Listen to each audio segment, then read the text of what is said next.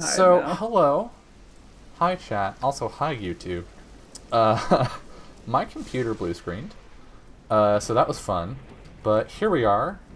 Hopefully, things stay working. Knock on wood, fingers crossed, all that.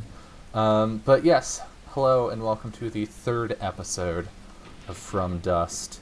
If you missed the previous episode and you don't want spoilers, now is the time to leave. Yeah. Get out. Because somebody didn't quite make it last Spoilers, session. spoilers. Here we go. Who could Starting that now. be? We don't know. Yeah, as I set your health bar to say 0. And Gregor, how much HP do you have right now? So I can. Let's see. I have 14. 14. Great. I'm alive. Do you want to know how much I have? It's full. You rat bastard. How dare you be healthy and hale? Okay, okay. But before we get into the game itself, we've got some housekeeping to do. One, I just want to get right at the gate. There's going to be an announcement at the end of this stream. It's a pretty big one that I've been sitting on for a very long time, and I'm honestly surprised I managed to shut up about it for this long. So if you're planning to stick around for the whole episode, please consider sticking around through outros and whatnot to catch that at the end of the stream. Other than that, I also want to say a big thanks. I got a couple Prime subs while the stream was offline, so I wanted to say thank you to, let me pull up Streamlabs, Vox Ex Machina, and where's load. The computer's trying to load too many things at once. There we go. Computer's And, like, nope. Don't break it again. and Whittles JH. So thank you both so much. Yay! This and my commission work is essentially my full-time, that's my day job, so I appreciate it. Yeah. But okay, that aside, blue screen resolved, knock on wood again just in case.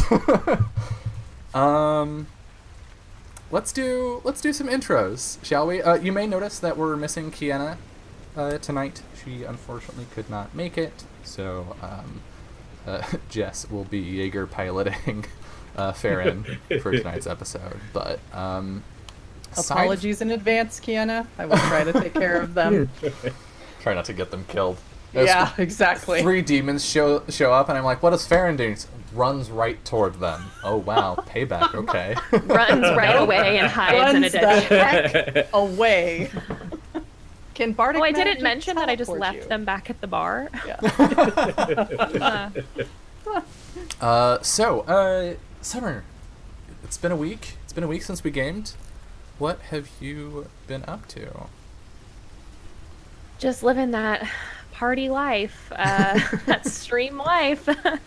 Yeah, just kind of, I had a really busy week at work, so I've been looking forward to this and like kind of having, I knew this was going to be an emotional weekend because of this episode, but it's my only stream this weekend, which is pretty rare, so wow. I've just been getting in the mindset for that. But yeah, just played a bunch of different games, had a really good week. I played Starcrossed for the first time this week. Ooh, how was that? It was really good. Katie and I played, and we played the avatar of the Earth and the Moon. So like you basically pick characters who really want to be together but can't be. And so I was the Earth and she was the Moon, and we wanted to be together, but I was also in love with the Sun. So it was really good. Wow, that sounds sad. It is sad. That It's, game. No loyalty. it's very seems hard emotional. to end up together without breaking up. It's very, very hard. It's That good, game but is you can be played anybody. with a Jenga tower, isn't it? Like Yes. Dread. How do you do that online? That's my question. Do you just have one person pull, or? No, they offer another way to play if you're playing with people online, which is you roll a d20, and once you mark the same number 5 times, the Jenga tower falls and triggers the end of the game. So And you get points for pulling a certain amount of blocks. Right, right. It's really good. I highly recommend. that. That's actually a cool way. I've been trying for the longest time to figure out a way to do Dread online because I really want to play it with people. And I Yeah. was like, I need some way to simulate a Jenga tower. That's how we did it, and it worked. I mean, it lasted about as long as I've seen anybody play it. We made it to almost the final round before our tower fell because we just were rolling. We didn't roll any number twice other than 8s, and we rolled 5 8s. So Ooh. we were destined to fall apart. I like that though. It was really good. That's a really smart solution to that problem. Yeah. I'll let you guys and- know if we play it for stream. Yes. I've been trying to figure that out for Starcrossed and for Dread as well. And I was like, well, you could do tabletop simulator with like the Jenga No. tower and that, but like Yeah. doing physics manipulation in a game in a computer is never It's not. fun. Yeah, not the same. Because It's always very painful. right, because and you're it's like a 50-50 whether you're gonna topple the tower and be like, oh no, I killed my character on accident, or you're gonna topple the tower and be like, fuck, this fake physics thought I tumbled the tower. Yeah, Um, yeah, exactly. Like, I've watched Hand Simulator. Yeah. Whew. Yeah. So, yeah. But it was really fun. So I got to play a new game this week, and yeah, That's chill. awesome. super good week. That's awesome. Jess, what about you? What have you been up to? Tabletop games. Like, wow. Yeah, you were on a Let's- few things, right? Yeah, Tuesday, as usual, was the Long March. Terrible, terrible things are happening. I think we're almost to the end of that. My poor, sweet wizard, Lucy, is the most hunted creature in all of Eider at this point, and it's all because of her stupid brother. It's fine. And then on Wednesday, I played in a Dark Sun one-shot that Kiana ran. Was pretty darn great on Scraticus's channel. We all had a wonderful time. We got to it was all, I'd never played with any of them before, and we all had a great time. And played some other stuff offline. I'm running a Magical Fury campaign, which is turning out to be delightful bullshit. I made a romance tracking meter for it for my player, so that they can romance the NPCs, because that's the kind of bullshit I'm on. I love it. It's so good. It's so golden. I mean, anybody who watches my weekend Hakuoki streams knows what they're in for. Yeah. So, yeah, and then all the games that are happening today. Right, because Yeah. today you're doing 3 games. Yeah, I had my weekly Planescape game ahead of this one, then there's this one, and then I'm going to try to kill you later. Yes. Oh, In- are you? Wait, what? Hold on. Suddenly 30 demons. Be nice to me. I hear you like demons. Suddenly 0 demons. Nah, the continued adventures of my homebrew Grimdark demon hunting, undead hunting game are I think it's going to be our last session for that group, and then we'll regroup and do some more later, depending on what happens. Yeah, I'm pretty stoked for that too. Oh, and you and Summer both, you had Lady Brunchbird last Sunday, right? Oh my god, yes! Oh fuck! How did you forget? I know, it feels like a million years ago. Oh, it was so good. Mm. You got some I smooches. I watched that, and I was screaming in chat. I was like, kiss already! It was so Yeah. good. That was Man. also the Zoom chat. We were like, if you guys don't kiss right now, it's gonna be canceled. It was, I swear, one of my favorite things was just watching how chat, like, the entirety of chat just lost their shit, I and it know. was this stream of caps. Yes. So it was like the most dramatic kiss too, because Two, it was yeah. just like, what? The conversation that was happening surrounding it was so angry. Yeah, I was so angry, and then she just, like, She kissed did Vance, and it. Vance was like, smack! I know. Oh, I loved it. Yeah, and Kiana and I actually got very close to smooches on Thursday for her birthday stream. Mhm. We launched another ship into the I was into the disappointed. universe. You were. I mean, it let's be honest with ourselves, it didn't feel right for them to kiss. So close. I mean, it was a close one, but it just didn't. It was too innocent and pure for them to kiss right away. I We needed know. more build up. I know. So it was a good week for ships. Oh, I Yeah. went to the. Well, We faded to black on Burning Wheel on Wednesday too. So it's just been a Ooh. week of, and I've had this character for like 2 sessions, so I'm feeling very good about it. Dang. I know, my. moving quick. Oh, so good. awesome. Adam, you've been traveling, right? Yes, I just went to Maine for a very brief vacay. My family's got a nice little cabin up in the woods on some water, so got to escape the world for a little bit. Glad we're doing this tonight because I haven't had any time for any kind of tabletop stuff. All of my friends are on vacation, so my home game's not happening right now. I've got like a lineup of Judging Gray unpainted minis just staring at me. Tired of their neglect right now. So maybe in a couple weeks I'll paint one. And I've already said it before, but next week I'm getting married. That's cool. I'll be going to Cali. Woo! I'm literally home for like the next 2 days, and then I'm flying off to Cali. Awesome. I'm So I'm exciting. tired, and I drove back in a storm today, so and got like 0 sleep. So Oh lord. let's Perfect, just so- keep this thing going. I Yeah. mean, Gregor is tired too. Honestly. Yeah, Yeah, so I'm gonna be role-playing- real in character, real immersed. It's gonna make We'll see, the role-playing getting nice married and thing, easy. it is a good week for ships. It's a really Hey! Yeah, my ship has sailed. It's great. Yeah. so good. My Real ship's life real, shipping. guys. Hey, Okay, hey now. that's really rude about our ships. Don't judge. They're real. Don't They're don't at emotions. us. It's a little different. It's real in my heart. Yeah, let's just say go into the chapel didn't work out so well for our resident ship here, No, Lynn. So I it don't was too soon. I don't know that I would say No. that. No, Yeah. chapels appear to be bad. I guess No, to be it's fair, sad. it's an abbey. It's an abbey. Okay. Um, Okay. But It's also still. infested with demons, but anyway. Yeah. Rip. The devil's in the details, literally. So, do we? Oh God, I want to stall for a million years, but do we want to Be sad. play? Yeah. Do we want to be sad? Do we want to play some Dungeon World tonight? Yeah. We already killed the stream once. We can't stall any longer. That's true. If you wanna keep the stream from crashing again, consider checking out the donate link down below so I can buy a new processor. God damn it. Jeez. There's my shill Wow. for the night. All right. No shame. So Literally. None whatsoever. last Have you no decency? honestly at this point no. Last week was interesting.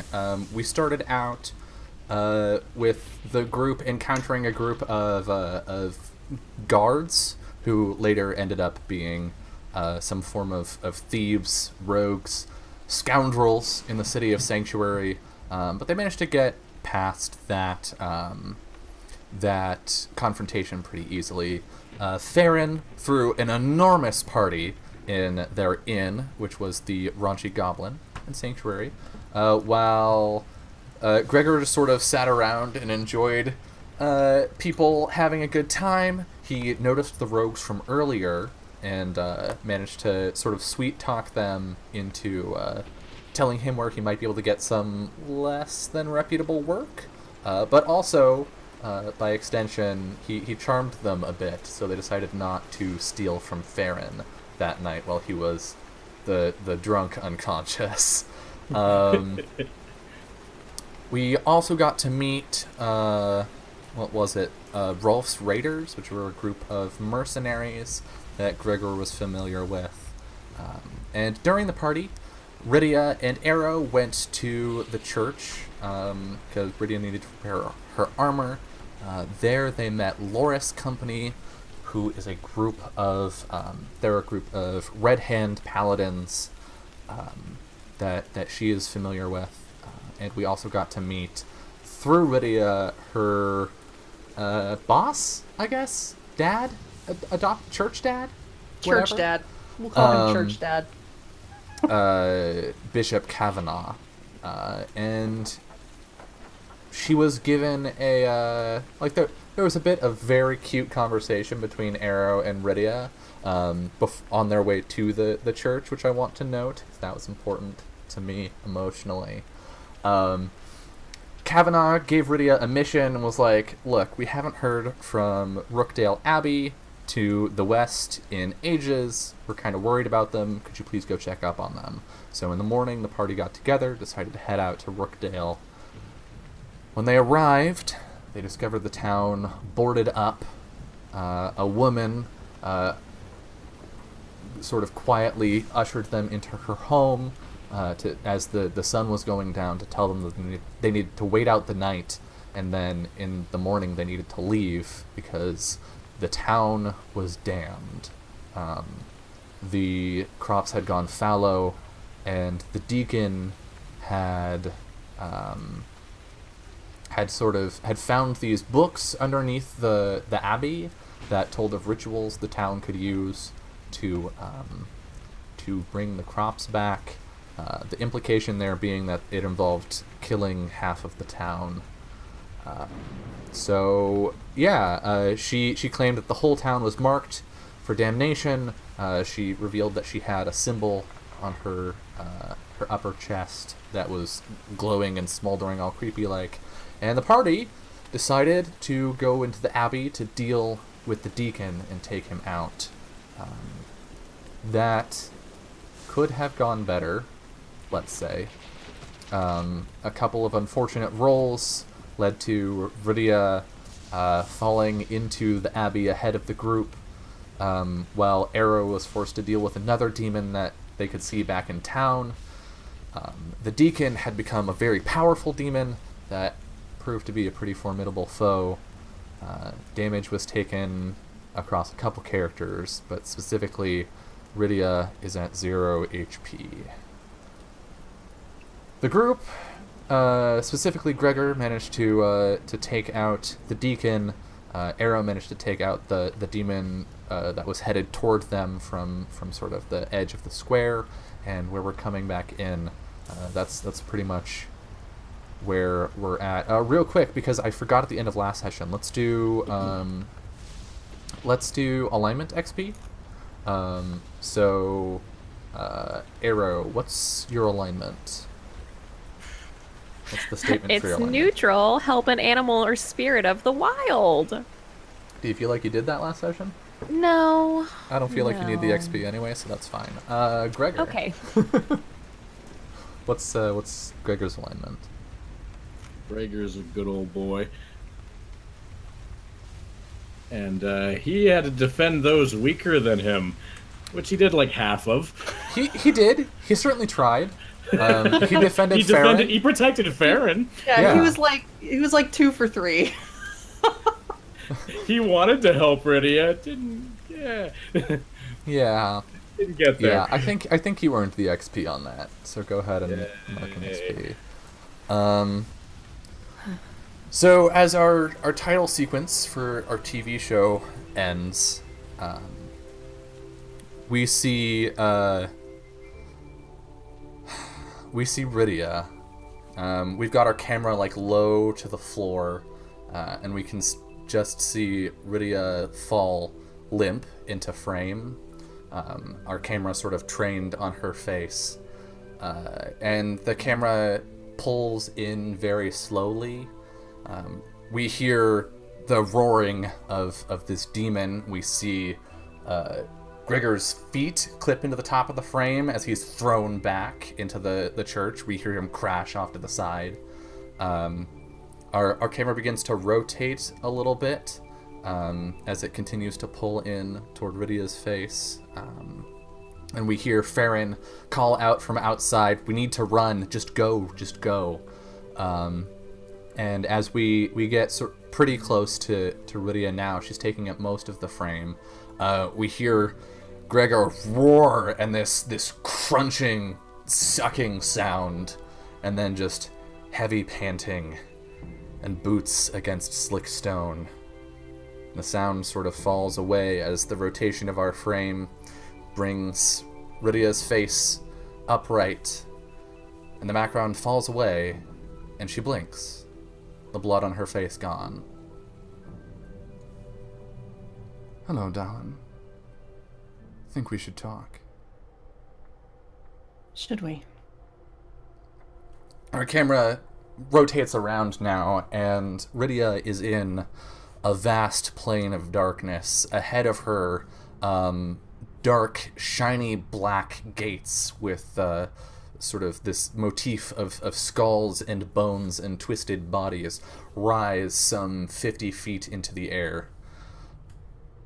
In front of her, you see a tall, maybe 7.5 foot tall, black-robed creature, humanoid but gaunt. It's like if you were to take an elf and then sort of suck the youth out of them and stretch them out along the vertical axis, with this long, flowing, tattered black robe. And just behind that creature, we see a smaller man with a bit of a chin-strap beard and a jaunty hat. And he steps around the larger creature. Take a step back, Myron. She's not ready yet. Looks like you got yourself into a little bit of trouble there. If you mean to say I failed, that's correct. Failures happen. Don't be too hard on yourself.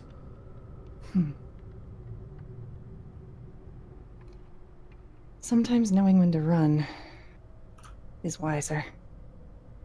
I've never been that wise. That much is clear. He rolls his shoulders. Well,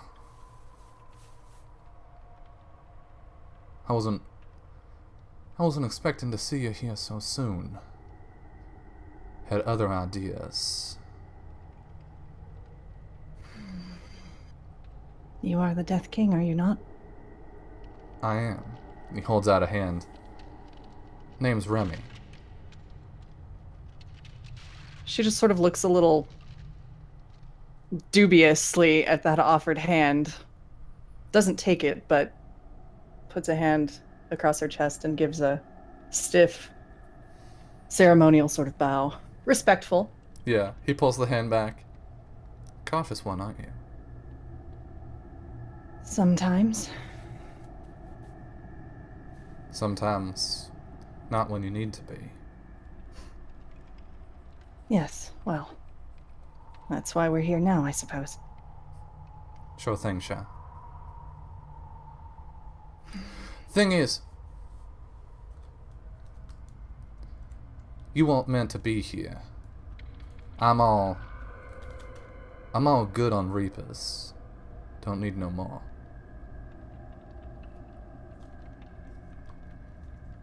This place, though. This place is hungry. It always wants more. Of course it does.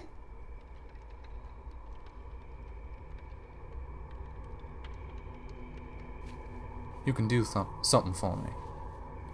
Something I can't. And I can do A something for favor? you. Something you can't. How so? You've been talking to someone lately, yeah? Someone, more like me?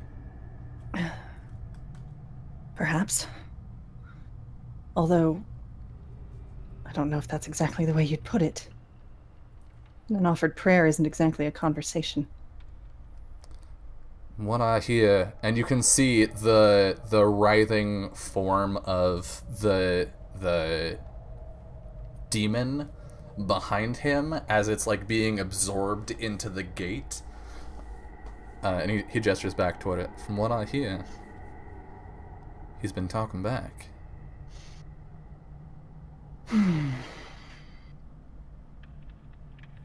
What do you want? I want you to deliver a message.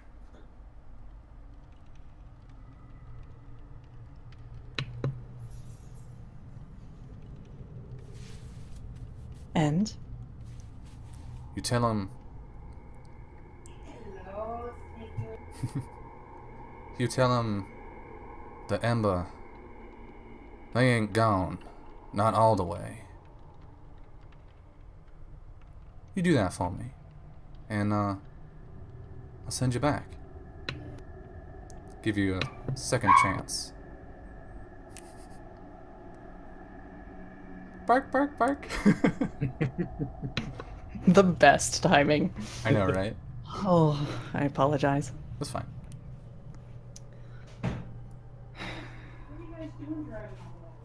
I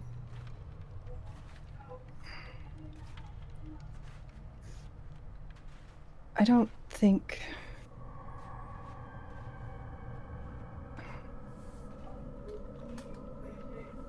What's the purpose in going back? I'm not especially interested in tethering myself to another vow. With all due respect.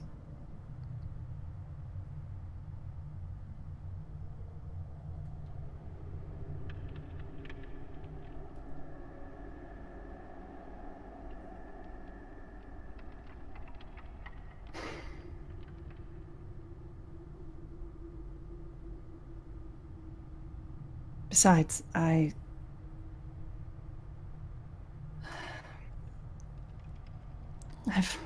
This is a one-time offer, Viridia. You ain't getting no more chances after this. This place, I can slake its hunger for now. But you feed it. There ain't nothing I can do for you. Or your friends.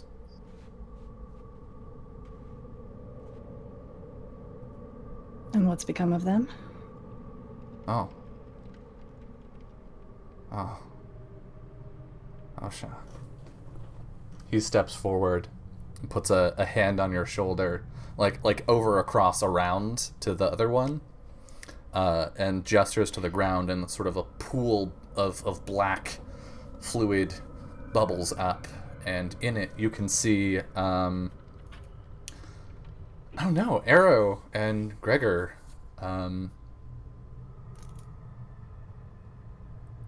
Lydia is on the ground. She is not breathing. What was the first thing the two of you do as the deacon falls?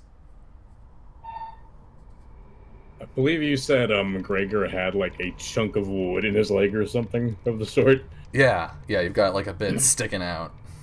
Yeah, so like after hurling the hammer and like the adrenaline like starts running off, Gregor like immediately snaps back and is like, "Oh shit, Rydia," and goes to turn and run, but then kind of like stumbles as there's a piece of wood sticking into his thigh. He's kind of like, "Ugh!" And he kind of like snaps out of it, and he starts sort of like crawling over to Rydia. Yeah, and like the floor is just sticky with gore as you're trying to move over. Arrow. Yeah, the moment that what was the deacon fell, he was like sprinting because he saw where Rydia fell. Mm-hmm. So he's sprinting over there, probably calling after Farron to come help. And like getting down beside her and can see how bad it is, and like doesn't know if she's alive or not, and so is just kind of leaning down to see if she's still breathing. And is also like digging through his pack and her pack to look for any healing potions. Like he's not a healer, Mm-hmm. but he's kind of desperately calling out for Farron to come over. So that's what you see, Rydia.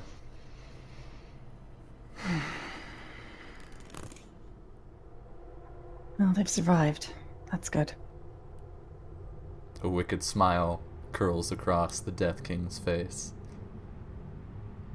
For now, they're not alone.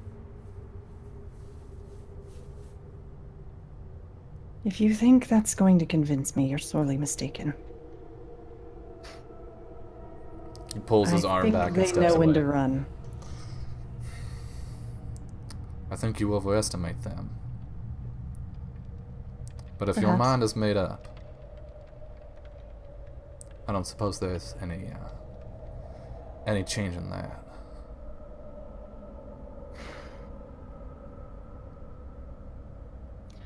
I'm tired. Well, this Very place, tired of pretending.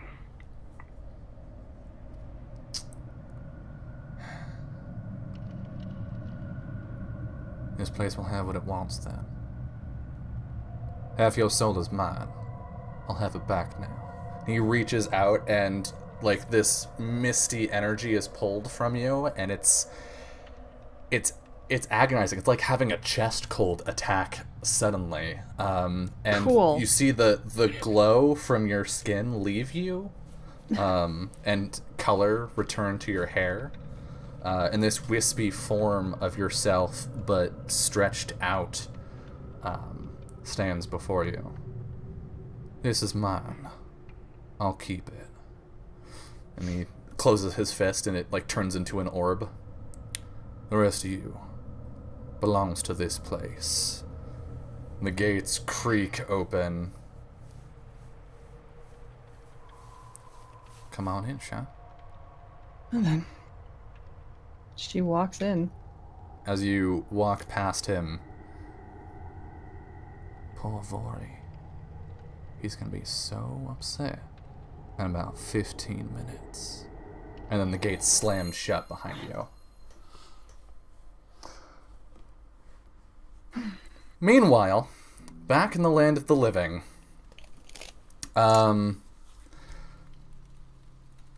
we see Arrow rush over to Rydia, and you've got like Rydia's head elevated in your lap, and you're like trying to go through both of your packs. Farron doesn't. I don't know that Farron. Can we have Farron make like a spout lore roll Sure. here? Because I think this is because I don't know if Farron can tell if their magic will be able to. Yeah, it's one of these resurrect like, is it her, even gonna work? Yeah. We'll have Farron do that. So we'll find out. Ooh. I only roll good when it's not my character. Apparently. Jesus. Okay. Yeah, there's nothing that Farron can do for Rydia. She is gone.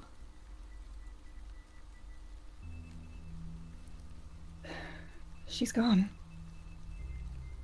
Everyone. Arrow's still looking. Let's see. What do you find on Rydia's corpse? She has she has adventuring gear. Yeah. And Got that's like some about it. some rations, some assorted tools. Yeah. That's pretty much it. A holy symbol. Mm-hmm. Yeah, he's like just like tossing it to the side when it's not what he's looking for. And Gregor, you managed to pull yourself over there. Yeah, like Gregor already heard and saw what happened earlier, but now like seeing the afro up close, he's just like, oh shit. And, like he kind of like meekly looks back to Farron, you know, obviously thinking if there's anything he can do, and he's just like, and he just kind of like flops next to Arrow and Rydia, just laying against the pew, just like,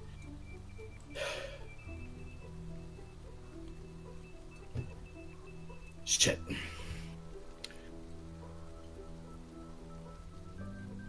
Is there nowhere nearby we can take her? don't... Well, this is the church, isn't it?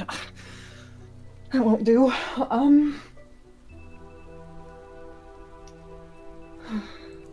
I have nothing. Nothing. Arrow Lake swoops in and lands on your shoulder. He kind of brushes her off. And he's like, I have to have something. We couldn't have come this unprepared, right? There's still something we can do.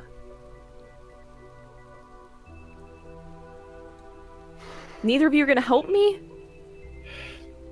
Arrow, she's gone. Sorry, kid. The lights left her completely.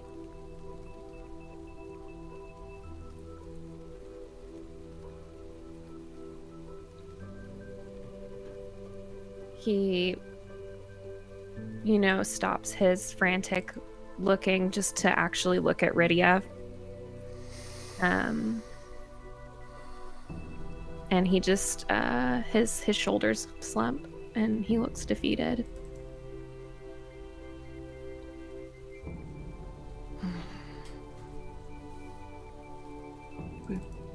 We should get out of here, I think. Let's take her and get somewhere safer. I agree with you there. Can you patch my leg up? Yes. I can do that. Farron will sing a little tune and send up the sparkling fireflies to do some healing. What is that? Is that arcane art? Yes. Okay. I do not know how to bard, everyone. Forgive me. Hey! Oh, All right, go ahead and roll a d8. Jesus. Request humbly to change characters to Farron permanently. Just steal Farron. Can I just borrow him forever, Kiana? Sorry, Kenna. Mine now. All right, you heal up 4 points. All right.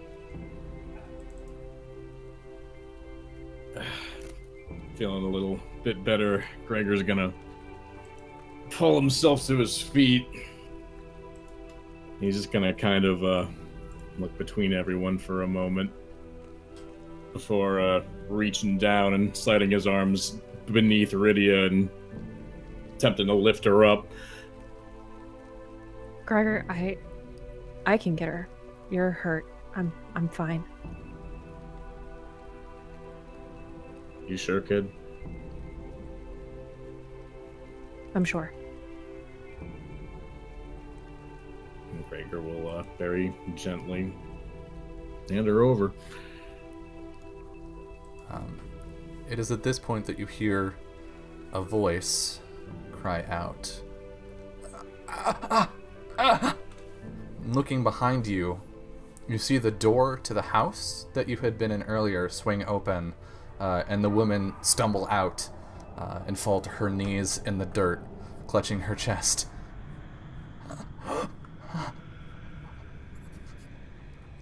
She looks up at you.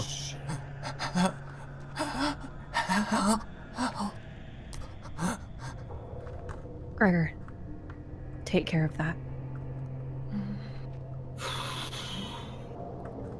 Gregor will walk over to the door and pick up his hammer from the previous demon. Her back arches and you hear something crack. And as you look on in horror, her form shifts in unnatural ways and something emerges, leaving its former form behind on the ground. And it brings its baleful gaze to the three of you. What do you do? This is fine.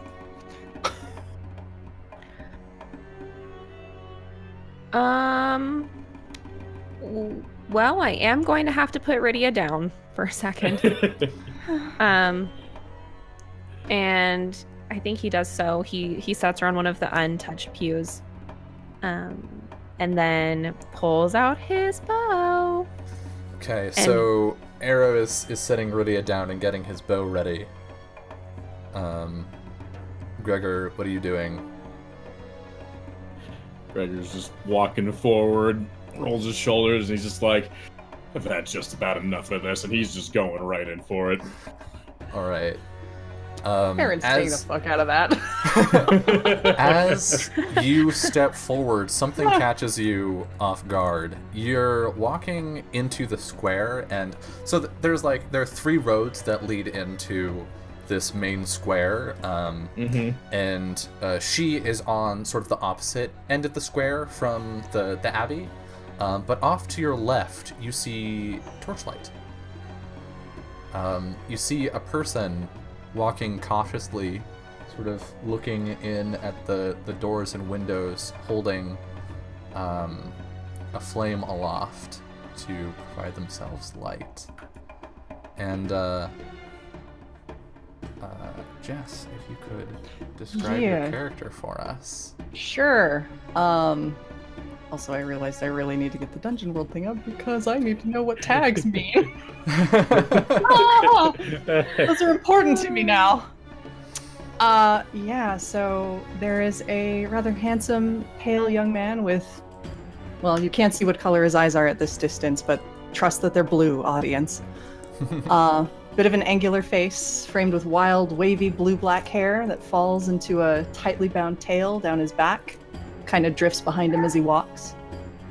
He's fairly fit, but pretty slender, clad loosely in a kind of ankle-length kilt of dark blue, with a long, flowing, sleeveless coat dyed with wave-looking patterns.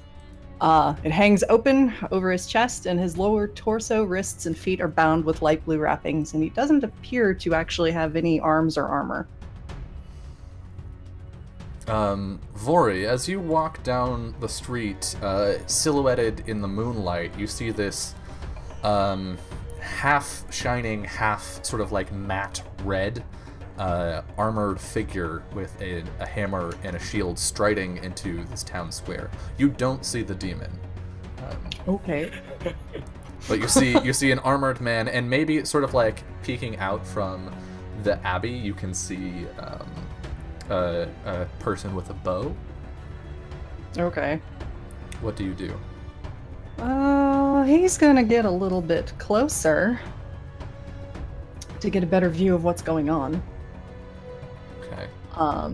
Without necessarily being immediately visible. Okay. What angle is he coming in from? You're coming in. Okay, so let's. I'm gonna Like draw behind this, them or in draw front this of on them? my webcam, right? Okay, so here is the north end of the square is where the demon is. The south end is where the abbey is. Somewhere between those points is where Gregor is, and then over on the I guess for you, so over here on the west side is where you're walking in. Okay. Yeah, he'll kind of coast in between the buildings and just wait at the edge to get a better look before advancing. Although there's a demon there, so Yeah, so Fire, there's a ready to demon go. there, but there's also a demon right next to you. So cool. Oh, This is fine. surprise. So, I feel like a defy danger with wisdom makes sense, Sure. right? To sort of notice this creature. What's with wisdom? With wisdom is force of will, right? Wisdom might not I be think. right. Maybe it's Dex because you don't get a chance to see them yet. I guess. I don't know. There's a demon next to you, and it's going to Okay. attack you. Getting How would out you of the like way, getting out How'd of the you way like and to- acting fast would be Dex. Quick thinking would be Int. to? Mm-hmm. What would you like to do? I like, well, actually, it doesn't matter. Dex or Int is fine. Well, but like, what would Vori do here, right? Like, as he catches the movement out of the corner of his eye, what is he gonna do? I would say probably just get out of the way and pitch that fire at something flammable by the demon so that it'll distract it at best, or Okay. at a minimum. Do some damage at best, but I think in would make sense here. okay. So, new character sheet. Who dis? Oh, great.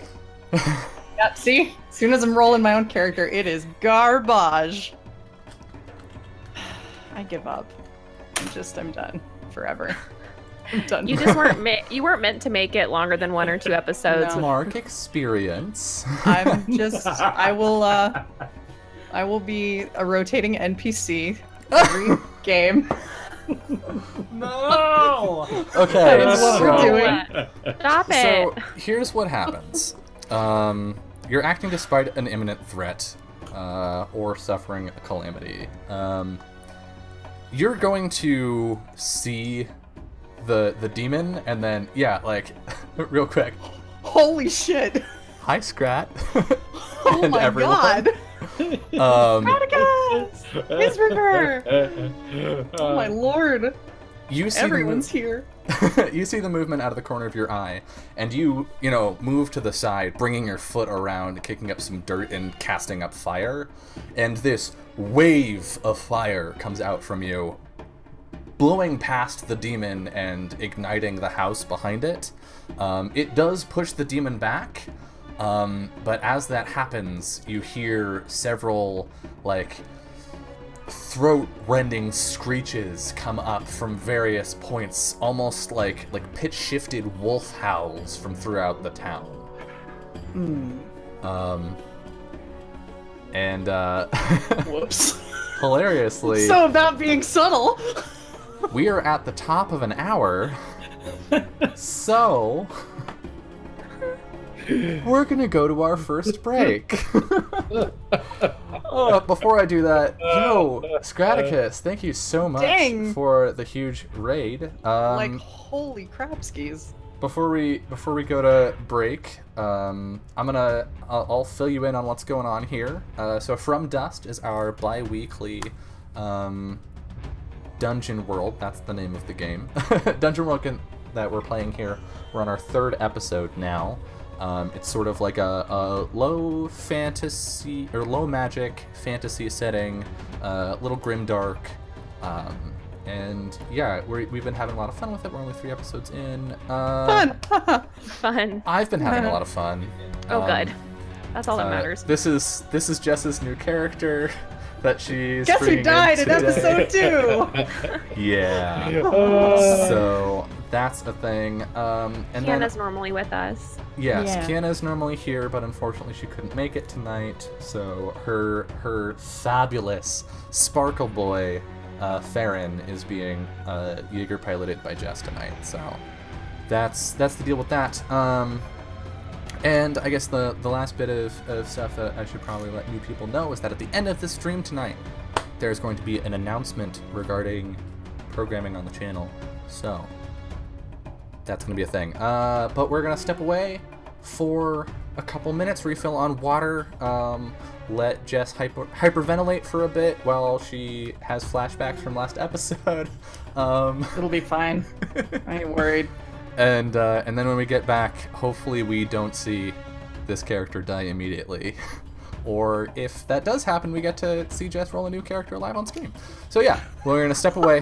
We will be back in just a few minutes. See you Hold on soon. while I make that character sheet during the break. Oh no.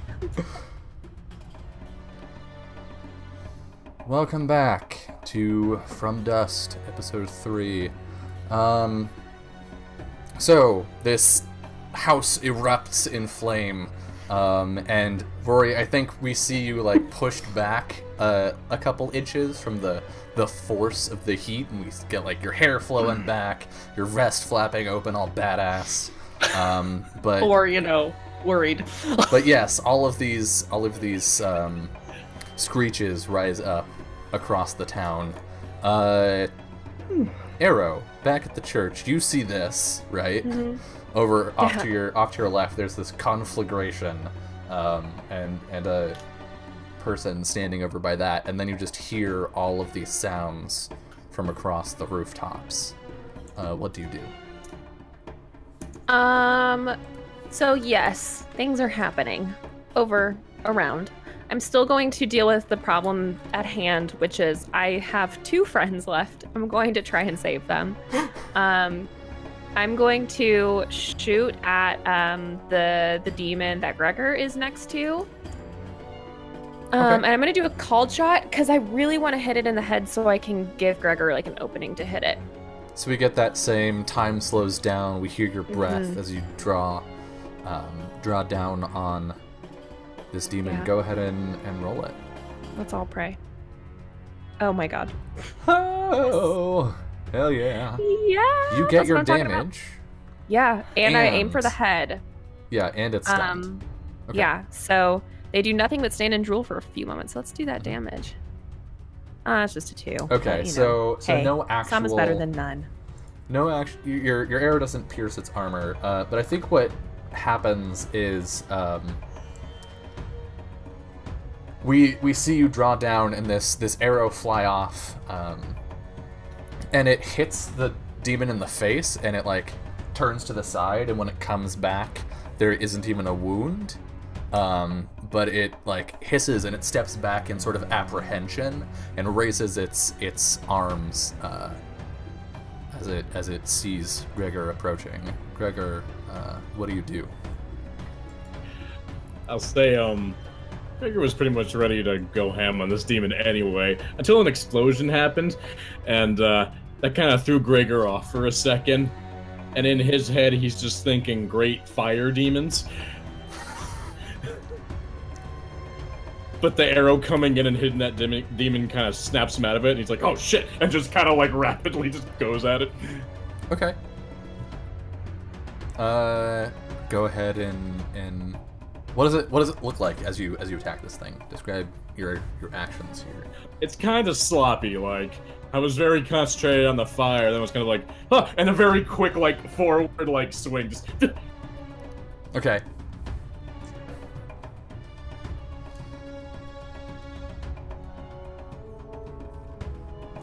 An 8. Okay. It is not able to attack you. But instead, so you swing in with your hammer. Go ahead and deal your damage. Whoo! Yeah. So you just crack out with the hammer, and while the arrow did nothing, there's a crunch, and the creature just flips over backwards. Onto its back and lies motionless. But as you stand there, illuminated on one side by the burning building, you look up and you see 2 sets of eyes up on the roof ahead of you. And with them, these misshapen, semi-humanoid, almost dog-like forms with just like cups of saliva pouring out of their mouths as they look down at you. Fucking fire demons.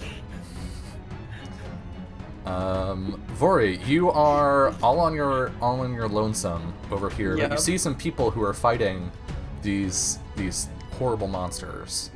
What do you do? Sure.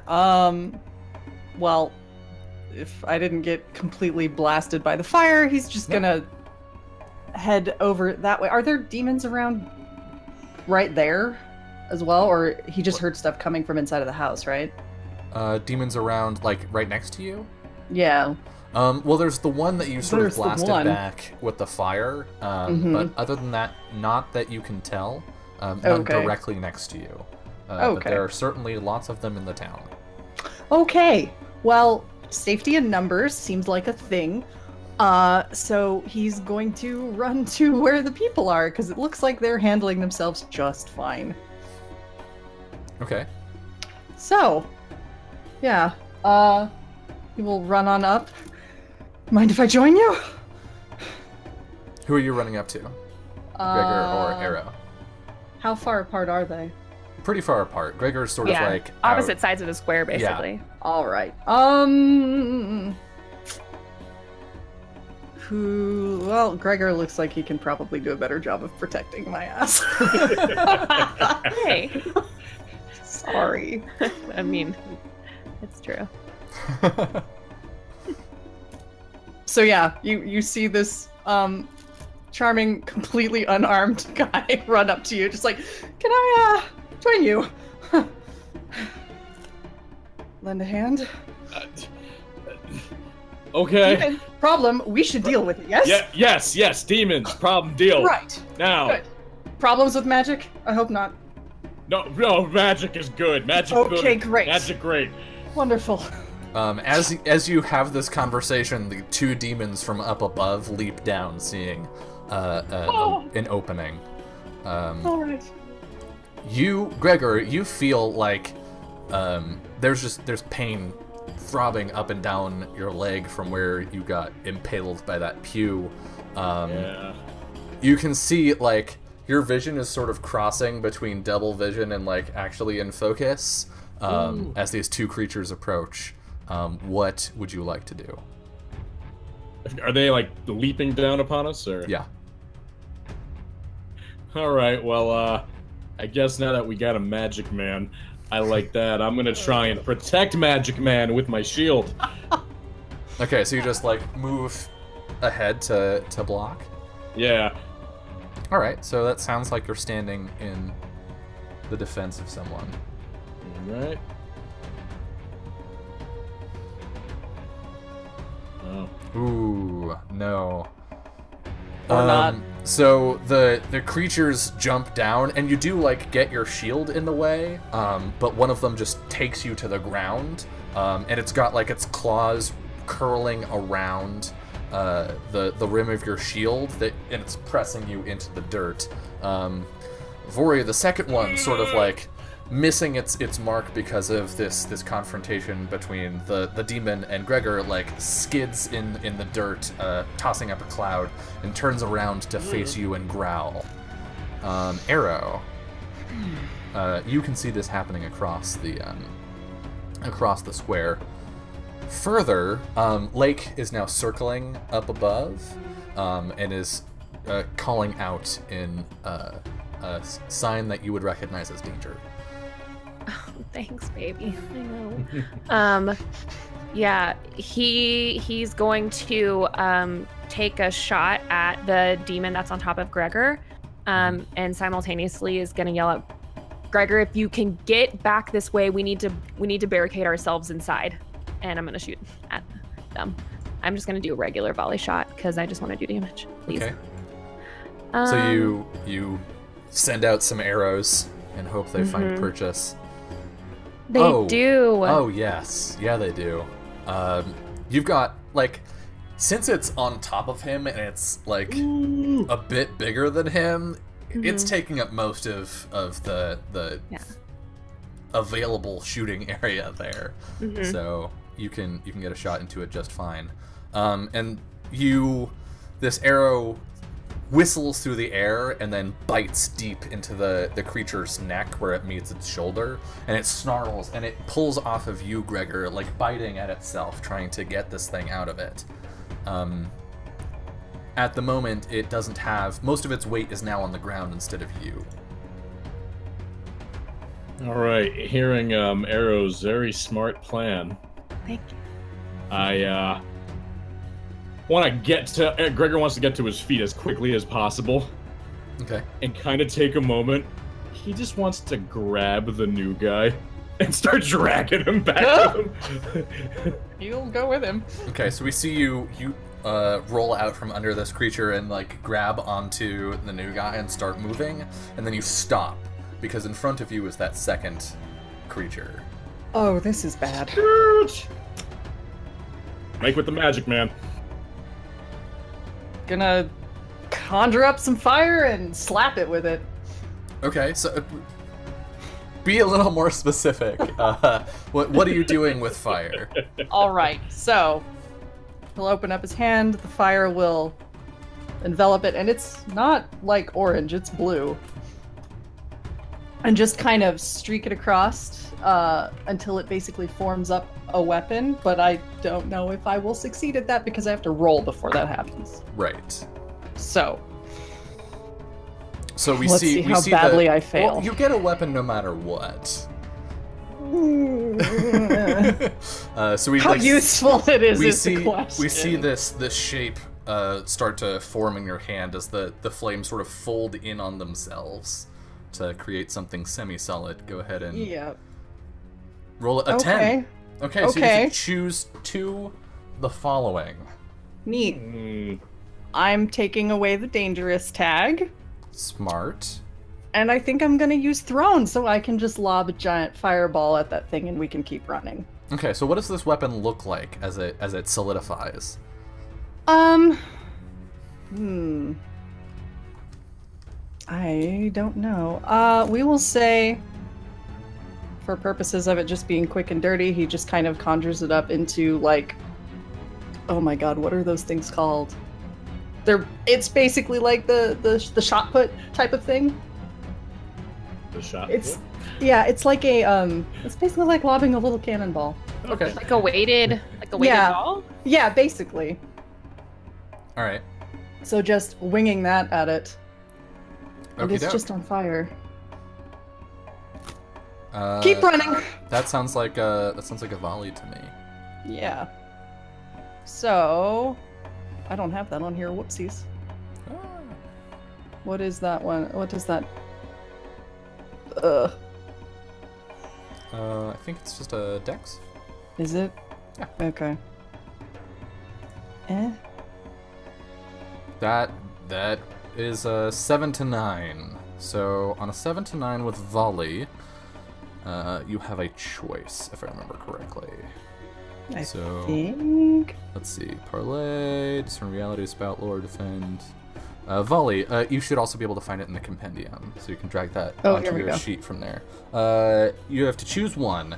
You have to move to get the shot, placing you in danger, as described by the GM. You have to take what you can get and get minus 1d6 damage, or you have to take several shots, reducing your ammo by. It will expend your weapon, basically. Okay. Sure. We'll Okay. do that, I guess. The point is to run away. So yeah, I don't care if it extends the weapon. Yeah, so you fling this fire cannonball at the creature, and go ahead and roll your damage. Okay, it hits the creature on the head and bounces a little bit, and the creature steps back and shakes its head, snarling with like a little bit of singeing, but it doesn't look like you hurt it too much. Okay, run. And the two of you go running as it steps back. Okay, so the two of you are running back toward the Abbey.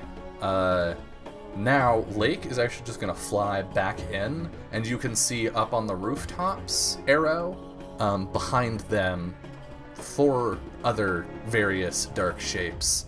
And the fire from the house off to your left is starting to spread to the other buildings. The two demons behind them, one of them has stepped aside, but the one that was shot by you and was trying to pull out the arrow has seen that its prey is getting away and has started to run after them. What do you do? I want to shoot it again. Okay. I'm gonna shoot it. I'm gonna shoot it. I can't decide if I want to. I'm gonna try and call shot it again. Just hopefully I can either stun it to give them an opening to run. Ideally do damage also. Here we go. Yeah. Oh wow, Oh, I'm really yeah, good at hell this yeah. today. What's happening? Okay, so yeah, I'm going to damage. That's just 3, but Okay. I'm aiming for head too. So just to give them an opening to get away.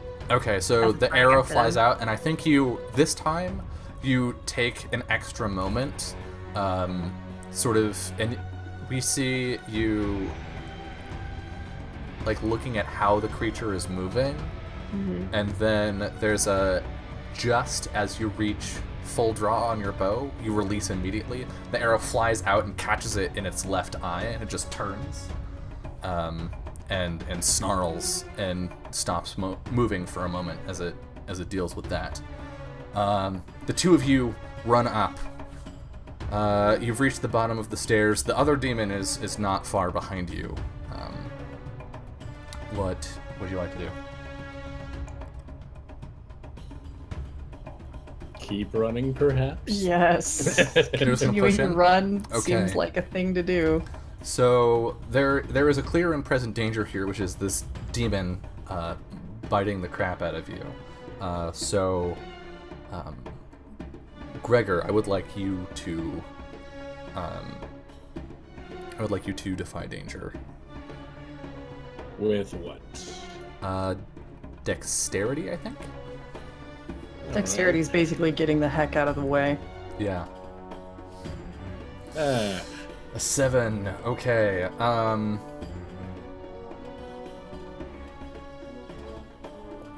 Alright, I'm giving you a worse outcome. Vori, you get inside just fine. As Gregor lets go of you, and you slide on the surprisingly slick floor of the interior. And Gregor, however, you have to let go as jaws clamp around your armored ankle. You don't take any damage, but you are stuck there as it's pulling, and you can feel like a vibration as its muscles and its neck begin to tense as it gets ready to just shake you around. Oh boy. Yeah. Arrow, you see this. Can I shoot at it again? You can try and draw an arrow on it now. Oh yeah, I'm going to. Does Farron have anything that they could do here? Let me see. No. Okay. I mean, they can assist. They could arcane art to try and give a buff for damage. Yeah, I guess that's. That's historically gone super well for Farron. Yeah. So I guess we'll do that. Hey! Okay, so I get to choose. Does it Do what you will with that. Does it affect multiple creatures, or does it draw unwanted attention? I think it's going to affect multiple creatures again, because that's what's happened every time they've tried to do this, right? Is they like try to buff up their friend and then they're a little too enthusiastic about it. They buff the enemy. And so, Arrow, you will have plus 1d4 on your next attack, but so will this demon. However, you threw out your called shot. You did not deal damage, but you did get a 7, so you do get your effect. Which one did you... Yeah. Well, I was thinking that, I mean, it doesn't really, I think it would technically be head, but I like the idea of they drop what they're holding, it being Gregor's ankle in their mouth. Yeah, I think that makes sense. Yeah. So the arrow gets like into their jaw, and it like rears back just enough for Gregor to get his foot free and scramble back into the abbey proper. And then this creature looks up at you, and it's gonna leap for you in this last moment before you can get the door closed. Arrow. Okay. Yeah. I mean, I can pull out my sword. I have that. What would you like to do as it's jumping for you? What Can is... I don't really, he doesn't really know how to use a sword, I would say, but like, I would say that he would hold it out. If it's lunging at him, maybe he can get his sword out in time for it to like impale itself on his sword. Okay, so we see Arrow like duck down into like a kneel and brace the sword and hope that this thing impales itself. Mm-hmm. I think that's hack and slash. Okay. I'm not good at that, so let's find out altogether how I do. I'll just mark that you get experience. Yeah. I'm up to 7. So you do that, and we see you like close your eyes, bracing, and then we just see in slow motion the tip of the blade scraping across its demonic hide with like sparks flying off as it's deflected to the side, and this creature just carries you into the church a good 10 feet, and you are going to take damage. Okay. So let me roll that. Please don't kill me. Like, we are supposed to live through this, right? No. I don't know. You're supposed to play to see Oh, what I'm happens. fine. You take 3 damage. That's fine. Um, I'm fine. And I think it's just it slamming you into the stone. It like knocks the wind out of you, and like maybe you hit the back of your head. So the 2 of them are in the church now. There's another demon that's running up. You can see now climbing down off of the roofs and coming in off of the streets. Probably 8 more. What do the rest of you do? When Arrow hits the ground and it like knocks the wind out of him, this is his first breath in is shut the door. All right. Yeah. Better it in here with us than everything. Yeah. I think Farron will probably stick by Arrow to lend him a hand. Okay.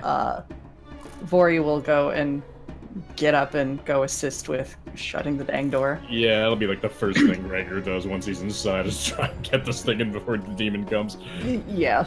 Okay, so the 2 of you, like, the doors creak and close. There's a bit of a... Is there metal on the door? Probably a bit, yeah. All Like right. the handles and whatnot. All right. There is the corpse of the deacon demon, which is still held there by the polearm. So I think one of you is gonna have to like yank the polearm out of the door while the other gets the doors closed. Okay. So who would like to do what? I ain't strong enough to do anything that requires like actual legwork. So I guess I will work on the doors. Okay. you look strong enough. I think you can handle it. Okay, so I think you're defying danger here. I think the danger is that by ripping the polearm out, you're going to compromise the integrity of the door a bit. Does that sound reasonable, Gregor?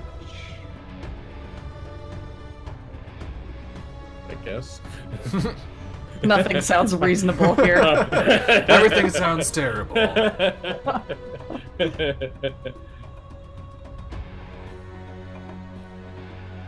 Vori would like to bolster whatever they do to close the door by way of like You're gonna like Fusing fuse it. yeah, shut. exactly, fusing it together. Would that be a bend bars lift gates? You're not destroy. Okay, what does the move say? Because you're not destroying anything, right? Yeah, destroy. Okay, so would it just be a strength roll? I think so, because you're like pushing through, you're like trying to wrench this thing out.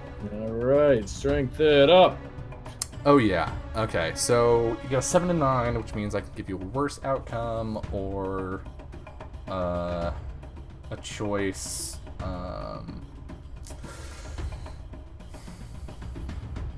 So Or a strong. hard bargain.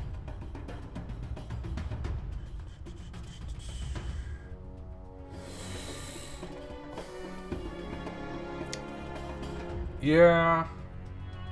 Fuck, man. Okay, I'm gonna give you a choice. You can do it fast and get it out now, but you're going to damage the door, or you can take a little bit longer with it. And not damage the door.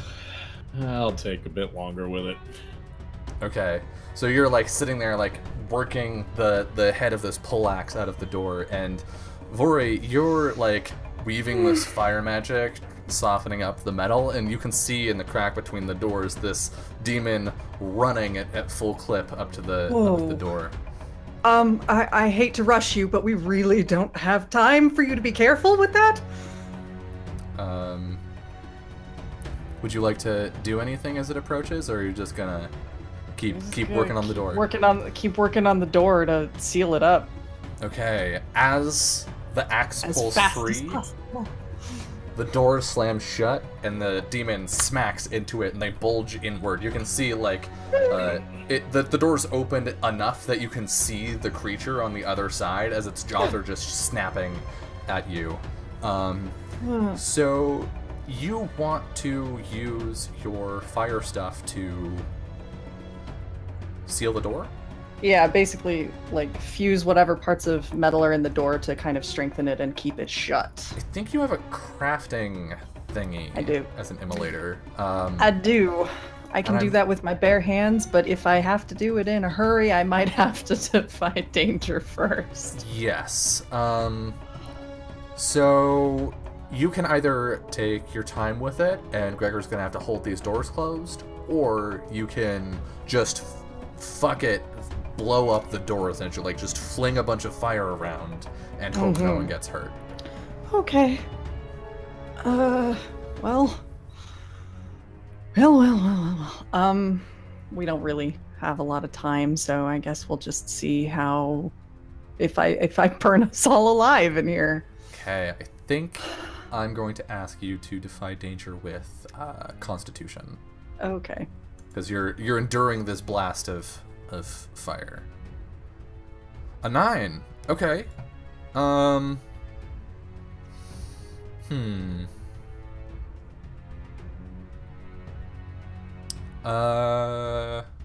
Okay, I'm gonna give you a choice. It is very successful and you hurt yourself, or it is you're safe and it's successful, but I'm going to start a clock and start ticking it down for how long this door can withstand Okay. the demons. Friends. I'll take the harm. Fuck it. Okay. I'm What grateful. are you doing? I am a piece of paper. I am disposable. We'll see what happens. Okay. Ow. Okay, you only take a significant amount of damage. Yep. Take like No? a third of your health. It's fine. I will Yes. have my revenge later tonight. Yeah, Gregor, so you see this man put his hands against the door, or the doors, and you feel the doors start to heat up. You step back, and then there's just this sheet of flame that radiates out in these repeated pulses from his hands across the door, melting all of these iron bits together. And when he steps back, Rory, your hands are like third degree burn red. Yeah. Meanwhile, behind you, Stab. yeah. So this creature is like trying to get at your throat, essentially. Arrow. Yeah. That's what really would cool. You like to do? Stab it. Okay. I don't have anything else I can do. I'm going to stab it to Okay. death this time. I'm doing it. I literally don't know what Farron Listen. specifically could do, but could I still have my plus Dang. 4 to damage next time I can actually do damage, so That's I'm true. holding on to hope. Here we go. Well, Go you ahead know, and mark, sometimes mark XP. I will. And you know what's going to be really great? I think I only need one more to level Oh up. my god, already! Wow. Summer, let this be a lesson. So I will note that Arrow hasn't died. Oh, you took 3 damage last session, right? Or last turn. thing. Yeah. Yeah. I'm okay. still doing great. I'm still fine. But Arrow hasn't died. This is the first time Arrow's taken damage. This is about to be Arrow's 2nd level. So the secret is to just roll for everything. Roll for everything. That's how you win Dungeon World. That's how you win. All right. So this creature is going to attack you, and it's getting an extra D4 Why does it get an extra D4? because Farron got a 7 to 9 on the buff. and it hit So- both you and the demon. Oh, Yeah. I could die this time then. That's really cool. Depending on what this roll is. Yeah. Let's find out. Let's Let's all find out. Let's see. 8 damage. So you're like swiping out with your sword, and it puts one of its paws on your arm and just slams it to the stone, and then comes down and it bites like all across your neck and your upper chest. And yeah, the door is now sealed. You can hear creatures scratching at it from outside, but the rest of you now are locked inside with this thing as it just tears at Arrow.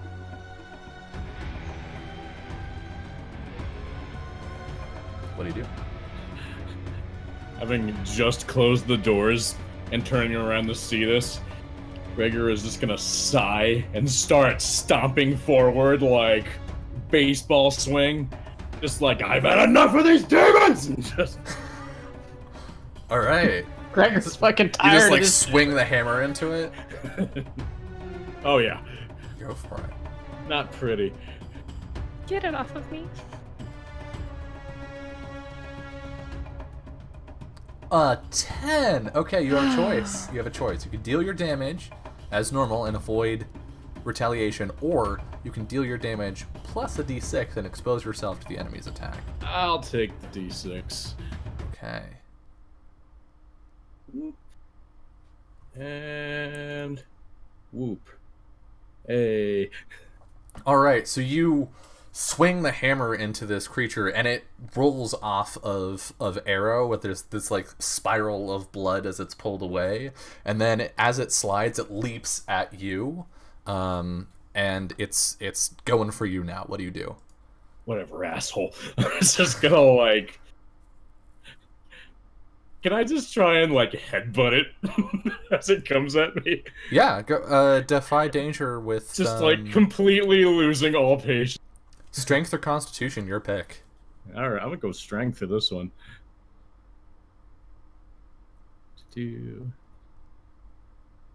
Boom, yeah. It leaps at you and you like throw your arms down and just swing with your head, and there's a loud crack that echoes off of the stone walls of this cathedral, and it falls to the ground and rolls away and sort of snarls for a moment, trying to shake itself back, shake you back into being a single person instead of this blur in front of it. It's open to attacks. It can't retaliate if anyone would like to attack it. Yeah. Not really. Okay, so Arrow, you're like, pouring blood out of you, and you can swing at this thing. How far away did it get knocked from me? Like, how close is it to me? It's probably like a good 4 feet away from you. Okay. Not very far. Okay. Yeah. I'll try and pull myself up and stab it. I'm Okay. really bad at this. That's why I hate doing this. Okay, let's do it. I'm gonna give you +1 forward for this Okay. because it's stunned, right? Okay. Yeah. Thank you. Oh, I feel really Oh, hell blessed yeah. right now. Hell yeah. Okay. So here is my damage. Do I okay. get a +4? Ooh. Do I still get that buff? You do have or a is that plus. over? You do have the D4. You can also, if you want, roll an additional D6 Oh. Let's see what this D4 does. because it first. can't retaliate.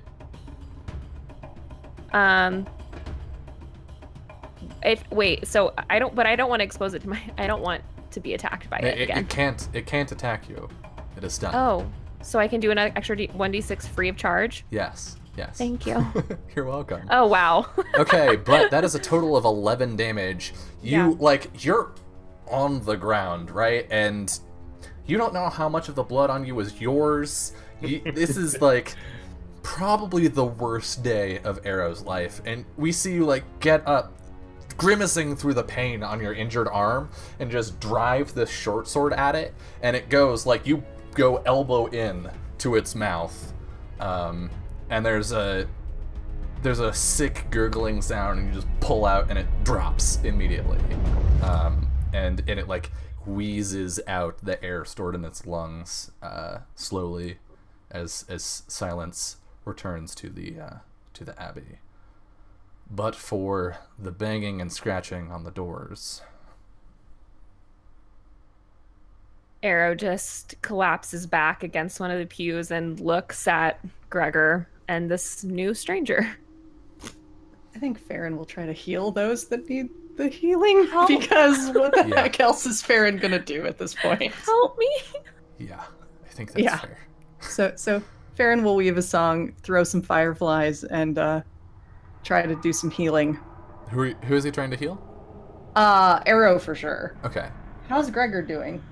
I'm doing Gregor is alright. also fucked up. Gregor has 8 more Everybody's HP kind of than Arrow, fucked though. up, so Yeah. I think Farron's just gonna go around and like play medic one at a time. As needed. Starting with Arrow. Okay. A 12. Okay. Yeah. Yeah. So you can go ahead and heal a D8 from Arrow.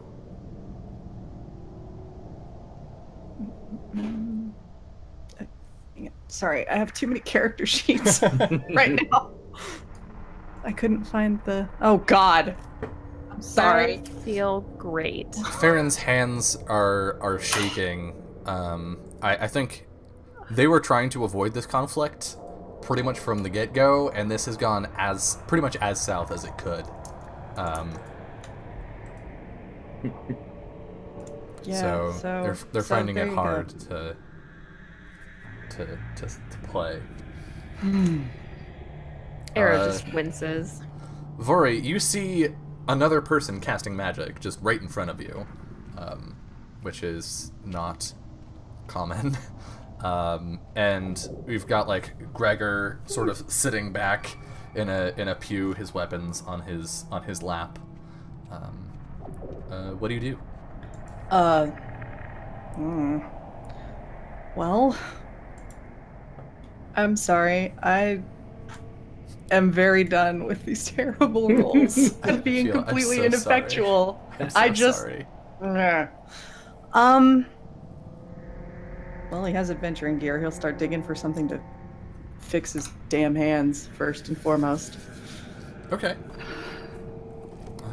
So I don't know. let's see if that's a Something thing we can medical, healing pull up. potion, something to fix the damage. I don't think you can get a healing potion from I don't think so either. that, but I'm gonna look and see if there's like medical bandages. Here we go. Bandages, yes. Bandages. 3 uses, slow, 5 coins, 0 weight. When you have a few minutes to bandage someone else's wounds, heal them of 4 damage and expend a use. I'll let you Okay. use it on yourself Nice. Okay, so yeah. here.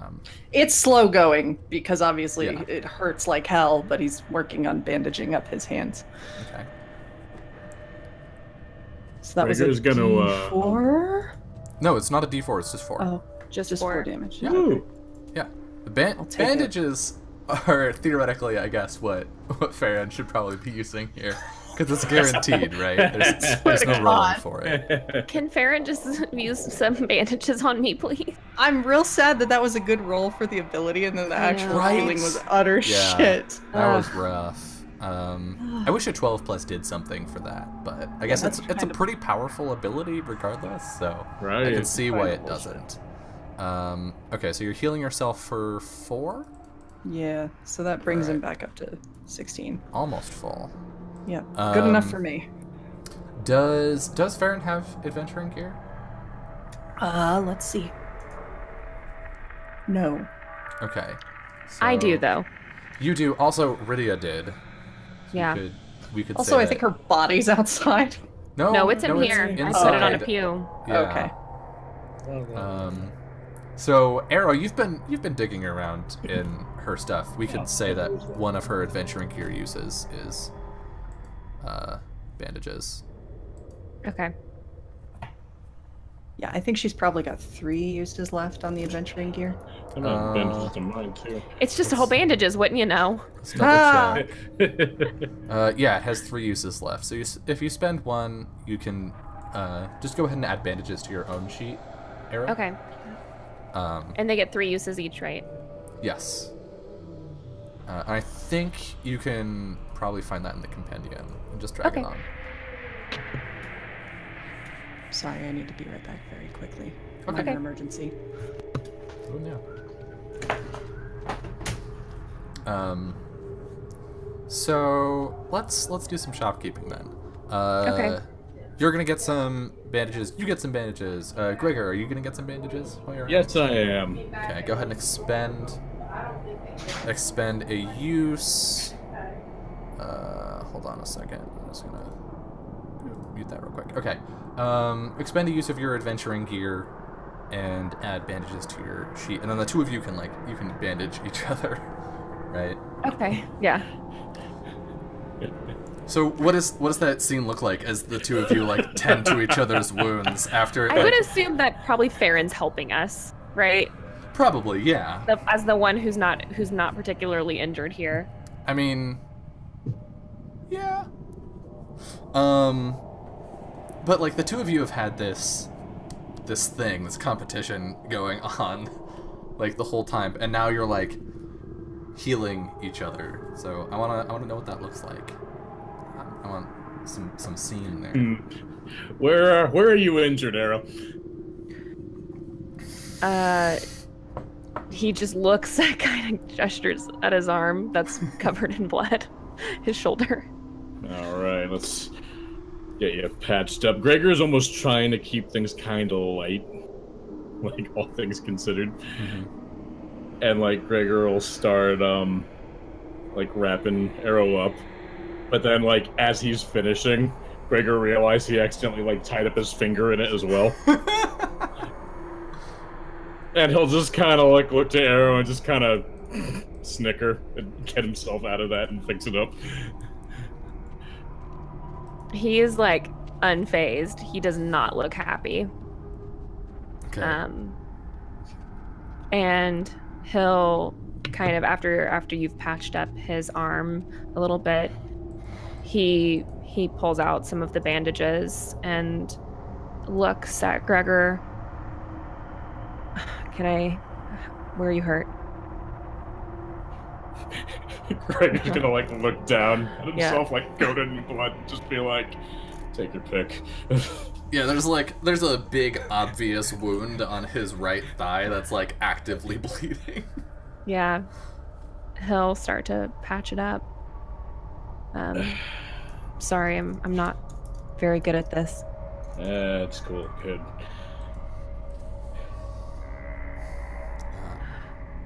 Gregor's like, he looks like he wants to say something, but like, doesn't know the words. Vora, What do you say? You finish patching yourself up, as the two of them are like tending to each other, and you're now in this cathedral with these strangers. Are you gonna like look around, or are you focused on them? I was gonna look around long enough to just get a sense of what went on here before getting up and heading over to where they're resting. So, your eyes adjusting to the darkness are given a grisly sight. All throughout, especially toward the back, out of focus, so we don't get a whole lot of detail. You can see corpses, spikes. It's macabre. It's the thing of his nightmares. But perhaps more acutely drawn from his nightmares. As you scan around, you look onto a pew, and you see a face that seems familiar to you. What? And as you walk closer, you know that the body that you look upon belongs to your sister, Rydia. Yep. And yeah, so with that, we're going to go to our second break. So, we're going to step away for just a little bit, refill on water, that kind of stuff, and when we get back, we are going to see how the four of these people cope within this abbey and how they find a way out and back to safety. See you soon.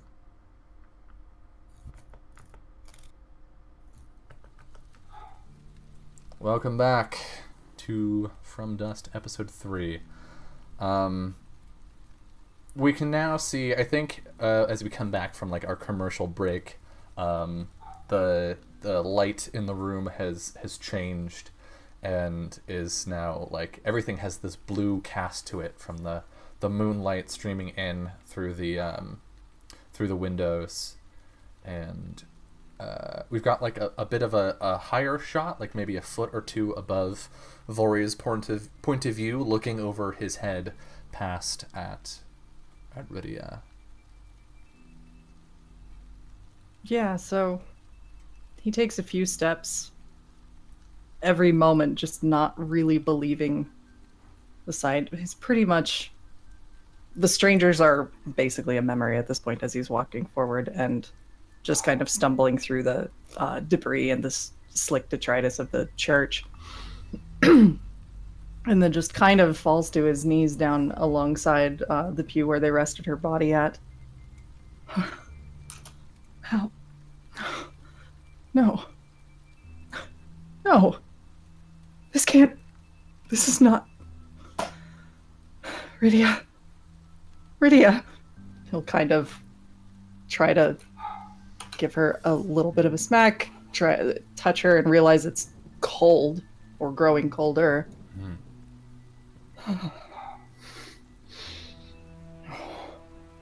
No. Damn it! I think like the pew behind you like scoots across the floor. Yeah, and probably brightens with a little bit of fire because sometimes that's hard to control. And like the sound It's a little brighter in here now. the sound just echoes back a couple times off of the walls and the windows. Arrow looks from Farron to Gregor because obviously they can hear this person saying Rydia's name. And he will just sort of fold over and pull her up against him and bury his face against her shoulder and sob for a while. Ooh. Yeah, Gregor's just gonna give the other two like an oh shit look.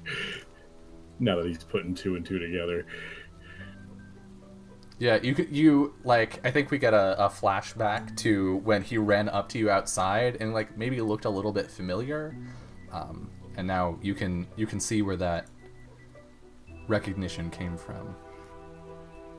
Yeah, notably, they are not identical, certainly not coloring wise, but there is enough similarity in the facial features. Well, from Gregor's end, it's not so much that they look the same, it's more that, oh shit, someone that happens to know Rydia showed up right now at this, the worst of times.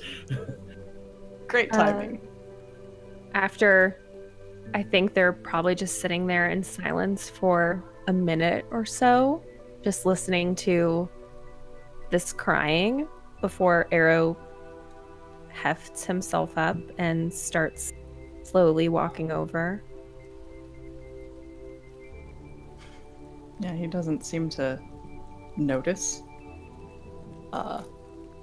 With enough time, the sobbing subsides at least a little, or is at least quieter, but he's still sort of holding her close. You knew Rydia?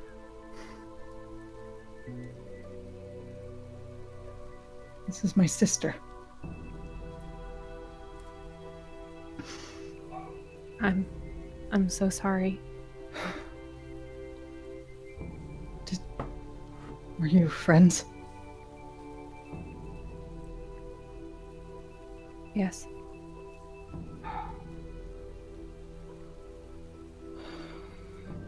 What happened? He just kind of looks and nods his head towards the big demon, the deacon. He'll kind of glance over, but She didn't run. of course she didn't. She never does. Never did.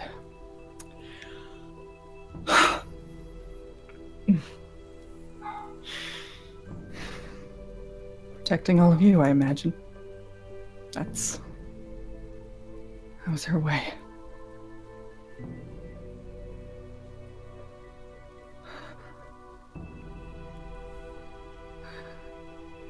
We need to get out of this place.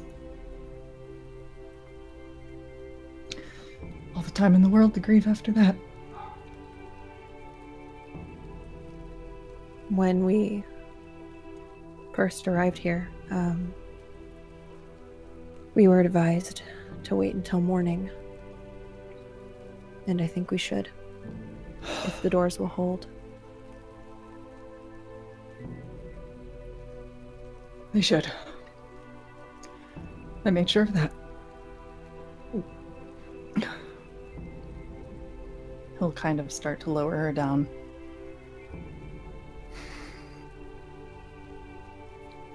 Clean off what he can of the blood a little bit with some edge of his robe.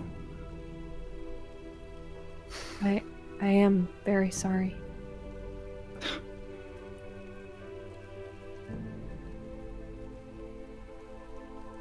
It's... Don't waste your words for now.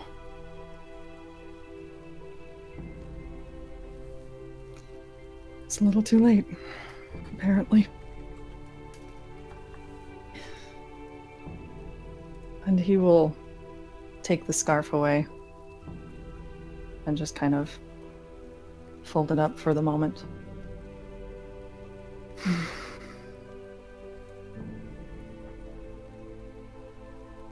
Till morning.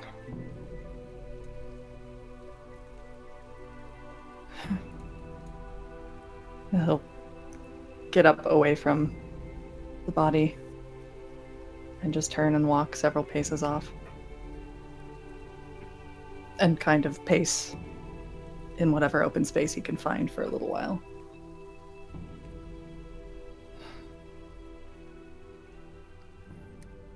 The scratching at the door has subsided.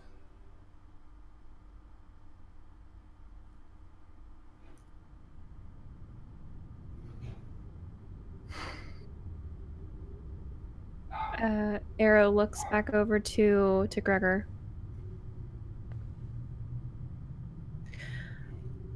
So what do you say? Wait until morning.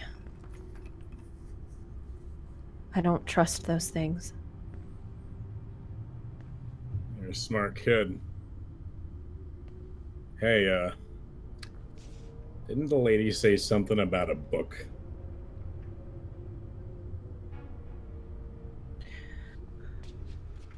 Should we look for it?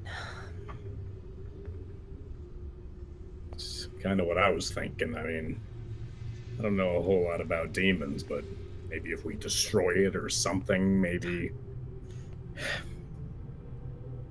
worth a shot, I guess.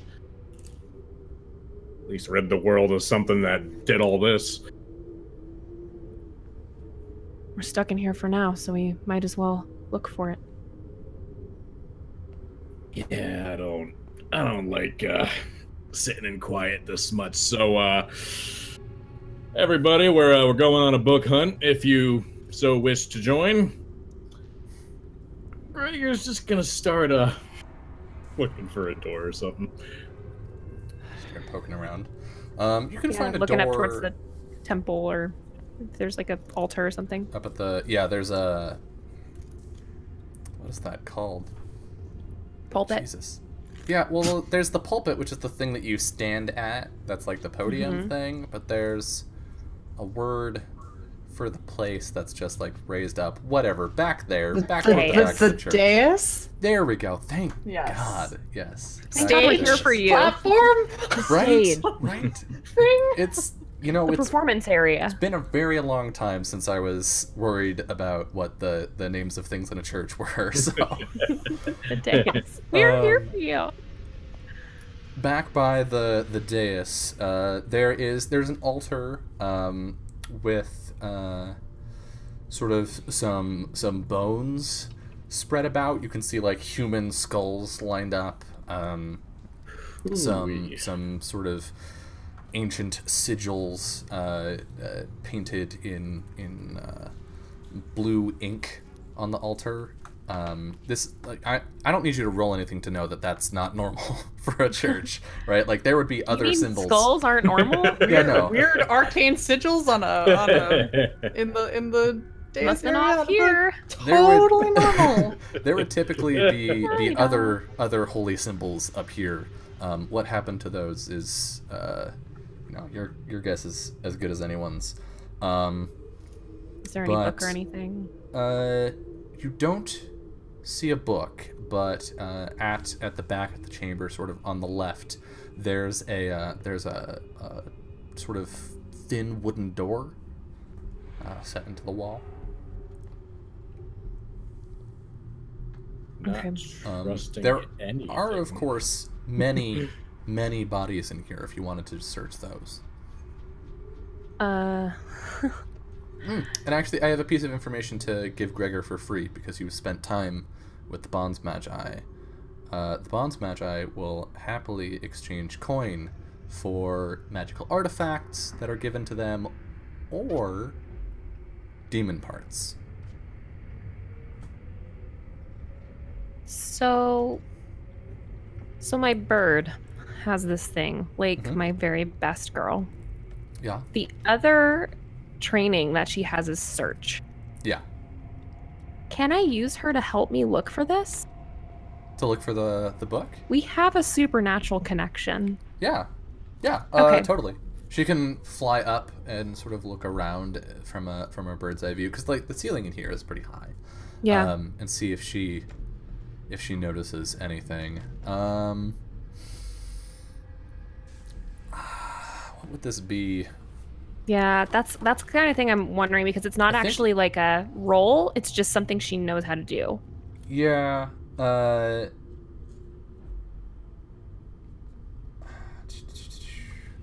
Yeah, I'm not gonna make you roll anything. You're not gonna find the book in here because it's not in here. But I'm just gonna ask you to, or I am gonna make you ask you to make a roll, but it's not gonna be like a move or anything. Okay. I want you to just roll plus. Well, wait. Okay, so I do have command, which is Uh-huh. when you work with your animal companion on something it's trained in. Mm-hmm. And it does like a bunch of stuff, like depending on what I roll. Okay. If Is you want there me to roll that, Is there a thing for is it a move or is it a when you do this? it's you a get move. A bonus. It's a move. Let's see. When you attack the same target, when you track, add its cunning, parlay, someone interferes with you, you take damage. No, I'm just gonna give you free stuff. Okay, cool. So you're gonna roll plus int, Okay. and this is not a move. This is just me checking to see roughly what you're finding in here. All right. And then I'll give you a +1 for Lake. So a 7. I mean, it's a small town. No one here was rich. Pretty much everyone who died here was already worried about starving to death. So, you know, that doesn't mean that means your prospects aren't very good. But you do sort of gingerly poking around, managed to find a collected 25 coin Okay. from various places, and you find in the tattered robes and gore up on the dais where presumably the deacon was before he became whatever he was, you find a large brass key. Okay.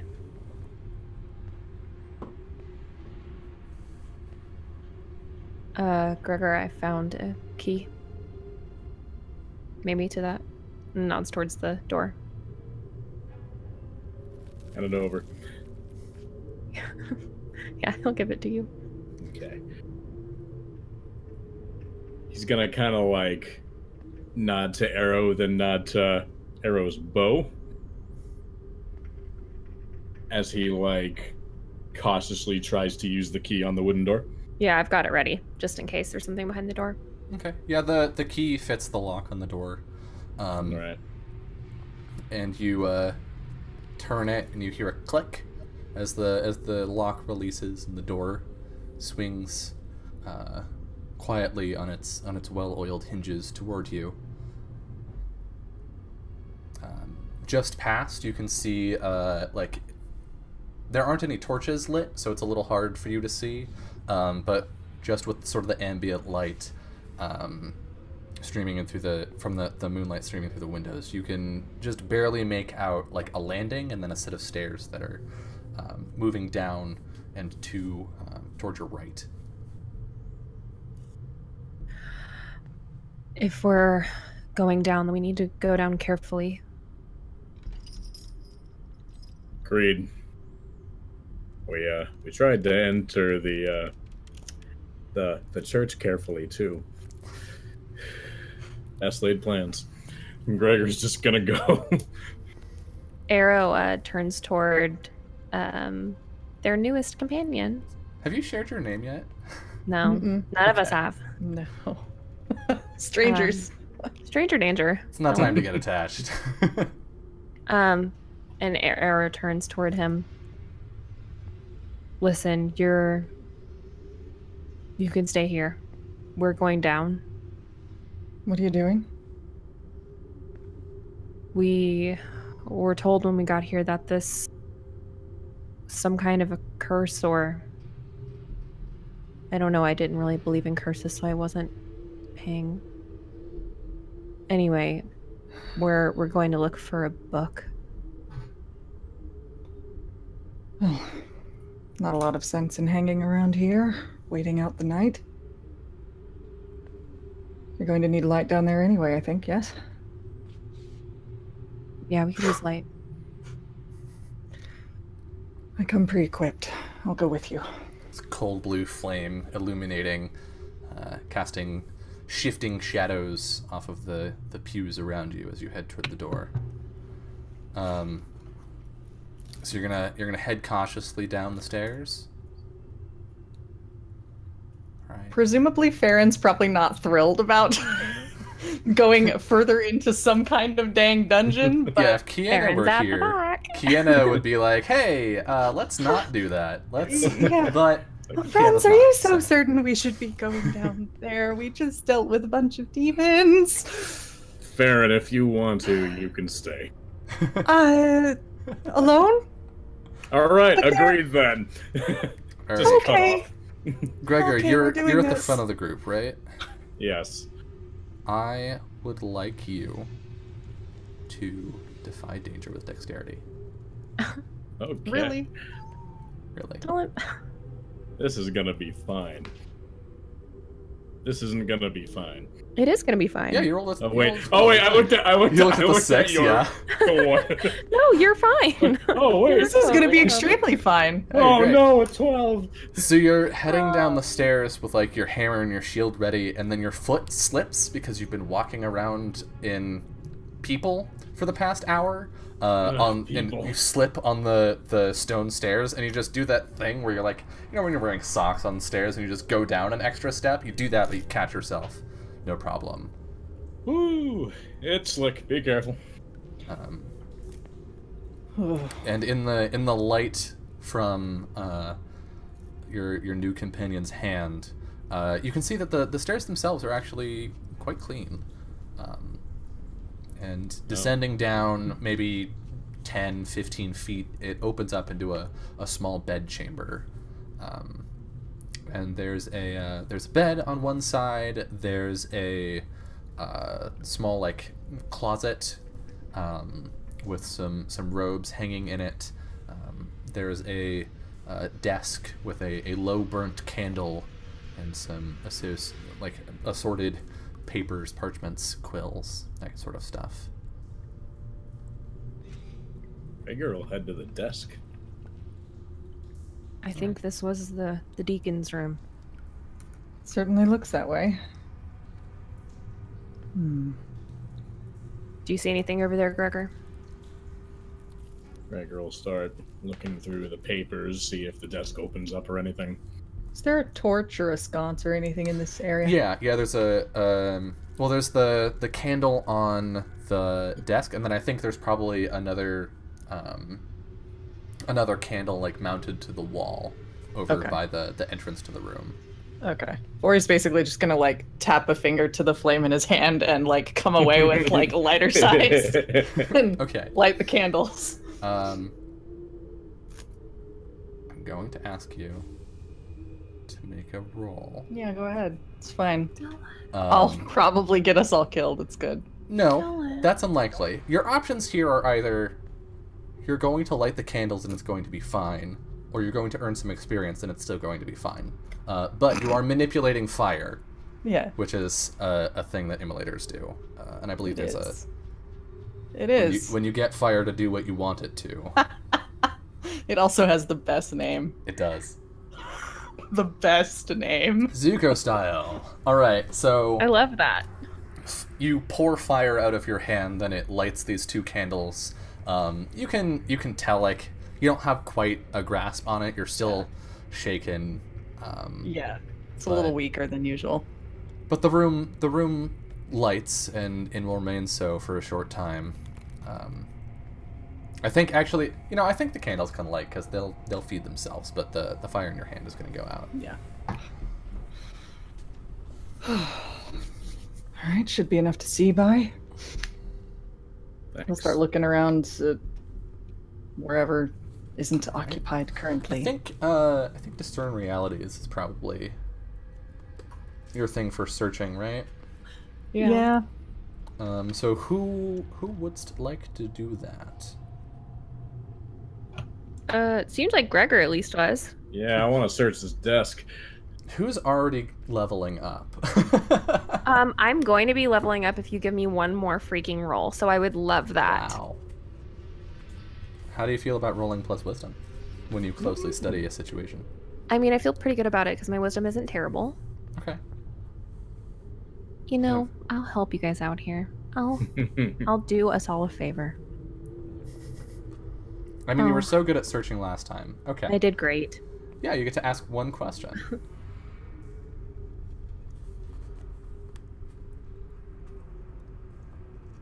Hmm. Shit. What here is not what it appears to be? Ooh.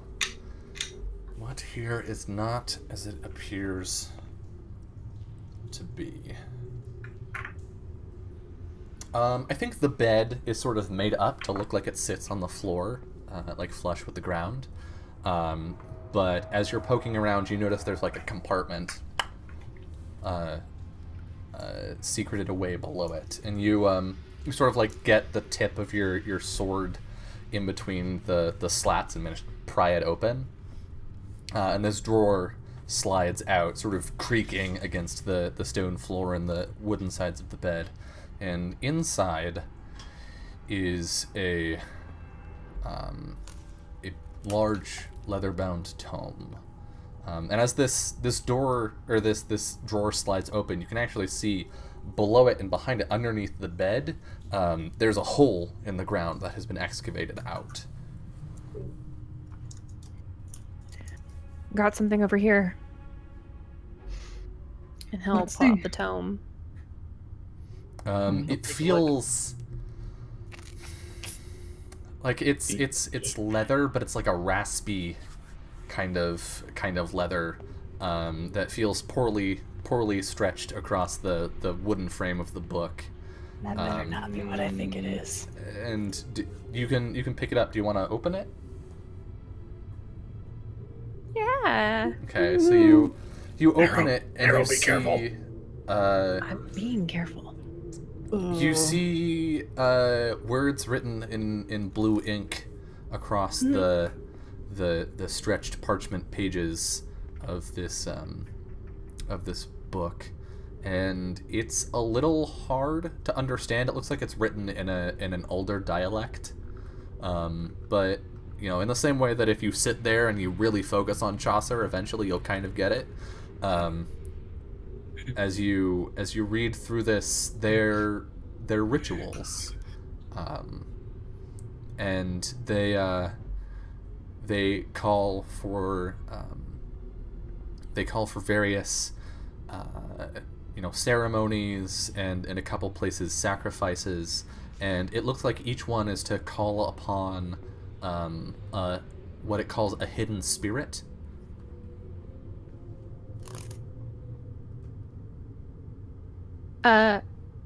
So I want to find the one that is most closely similar to the ritual that I saw upstairs, like the skulls, Okay. If I have to go back up, I will, but I'm gonna do what I can from memory to see if I can recall. Because obviously, like a lot of sacrifices is probably not often in this book.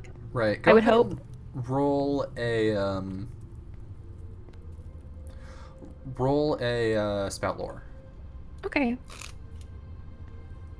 Damn, you're passing everything.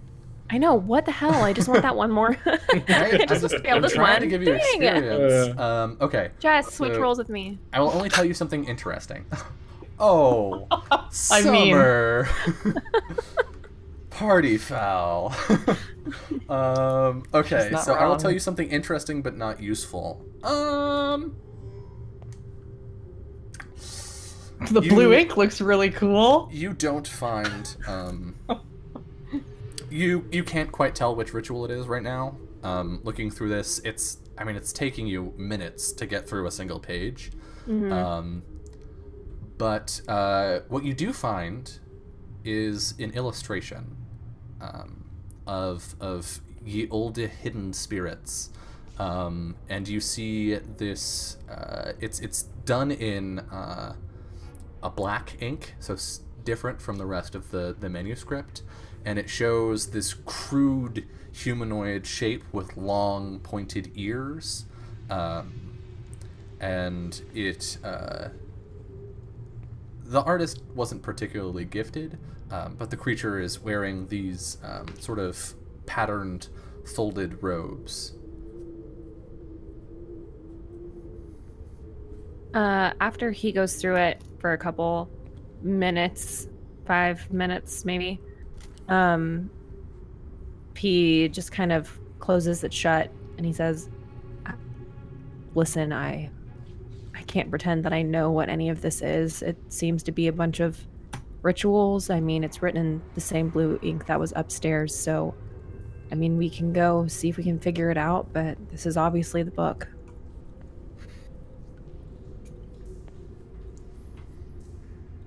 We probably shouldn't let that get too far, I think. You agree?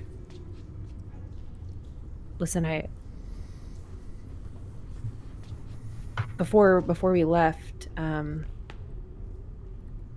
and I went to one of the churches, and maybe we should take it there. They were the ones who sent her on this assignment to find out what happened here, and if the coast is clear in the morning, we could go back, turn this in, and then let them deal with it. She came here on order from the church. Yes, she did. I see. Let me see that book, if you don't mind. The book mind! mirrors. Do it! No! Yeah, he hands it over. Is that Tristan? Mom, I'm serious. Please don't do it. I'm so Don't glad open you've that heard from fucking cats book. enough that you can identify them by their voice. Oh yeah, of course. Look, I love those cats as if they were my own children. Yep, he hands He's over fine. the tome. Okay. Okay. He will take a look at the book, and I don't know that there's anything he can glean out of this, but he's going to hang on You're to it. a bit for more the- familiar with weird forms of magic than Arrow is. I would let you roll That's fair. spout lore. Okay. Yeah, he'll not really looking for a ritual or anything, but just kind of trying to get a sense of like who, what, where, like what is this from potentially, or what is its purpose, and how flammable is it? Mostly. A 9. Okay. I will give you something interesting. But it can't be useful. This is the hardest part because I just want to give you useful information, right? I just want to be Well, like, maybe we could give a +1 since I've already looked through the interesting but unuseful parts. you know, that's fair. That's fair. I think that's reasonable. And fuck it, sure. So you wanted to know what exactly? How flammable it is, and Yeah, like roughly, would I be able to tell the origin of this book? I guess would be a good way to phrase it. yes, it is of human make. It does not appear to have any like religious connotations that you would recognize. It's probably some kind of old, like, country, voodoo kind of Hedge thing. magic. Yeah. Okay. And reading through it, you recognize several things that are just not correct. Oh, good. And It's a DIY magic tome. you recognize the illustration of Ye Olde Spirits, and that matches descriptions from ancient texts and from some what few, I think Farron could probably pitch in here too, what few tales told directly by the Asylum actually still exist, because they encountered Eldrin. That illustration is meant to be an Eldrin, but the creatures, or the rituals depicted here and the results you would expect would not be contacting a long-dead ancient race and raising their spirits. It would be calling out into some other space. And what would answer is, for obvious reasons, not closely studied by a lot of people. Okay. As for how flammable this book is, yeah, it's just a book. Okay, it's just a book. Good to know. Yeah, I would like to... He's just going to torch the book once he's learned what he wants to learn out of it. All right. Would you So- roll some Zuko? Sure. We'll see how fire it is. I'll fire it. Perfect. I want to snatch. If I see this starting up, I'm gonna snatch Yeah, it let's down back. Let's say if you see the flame kind of start, you can grab it. I think that's fair for no effect. Yeah. So you try to like pull it back from him, and Mark, experience. This is why I'm asking you to roll Zuko style so often, just to be completely transparent. Sure. No, it's fine. This, you can't set this on fire. We don't There's know. nothing useful in it. It's a piece of hedge magic that they didn't know what they were doing, and all it's going to do is cause harm. There's no reason for it to still be here. So there's no make the demons go away page. No, it's something that some foolish peasant made a long, long, long time ago, thinking they were contacting the Eldrin. Rydia came here for this, and she died for it. So I'm taking it back to the church. I really don't think you want to give them anything else. Besides, if they're smart, they'll just burn it. That's their decision. I want them to know that she accomplished what she came here for. So they can do what? Give her a burial in state and then forget all about her? They don't care. They've never cared. Does it bother any of you that they were willing to send Rydia in alone to do this? They didn't know. Oh, didn't they? She just said that they hadn't heard from the deacon here. They didn't know. You do see a gray pillar, similar to the one that we saw in the last episode, that like blocky Eldrin artifact, and there's a crack running clean through it. Would Bori have some idea of how durable those things are? Like, are they known to fail? Incredible. Most Eldrin things are considered like part of why Eldrin artifacts are so valuable is because once you have one, it's pretty much just assumed that you're going to have it forever. It's not like if you found some strange Eldrin enchanted sword that your cats are So really much worried yelling. about. So much screaming. I love it. Oh my god. So much if- yelling happening. If you were to find some ancient Eldrin sword and then go into battle with it and met blades with another warrior, your sword would alwaage win, right? Okay. So So they're not really breakable. It then. takes magic to Okay. deconstruct anything Eldrin, which like part of why the Bonds Magi want them, is because they can either use them or break them down. Okay. But yeah, in general, you don't like. If you swung a hammer at this thing, it wouldn't do anything. In a lot of cases, if you dropped like a barrel of powder on one of these things, it wouldn't do anything either. Sure. Like, it takes a lot. Mm-hmm. If they lost contact with this place, they would have known something dangerous was here. These things, and he'll kind of wrap his fist against it, don't fail unless magic is involved. Strong magic. They had to have known something dangerous and powerful was here. If they were sending her in alone, it was a suicide mission. She wasn't alone. Well, with all due respect, I don't think they would have acknowledged you as help. I think that's worth asking about, because it's been a long time since Vori and Rydia saw each other, right? Like, probably before Rydia became a knight. About math. They were kids, 17, Yeah, so like she might have 10 years-ish. Just started training, if Yeah. that. And so, yeah, Vori wouldn't know if she was part of an order or not, but would probably assume that she was. Yeah.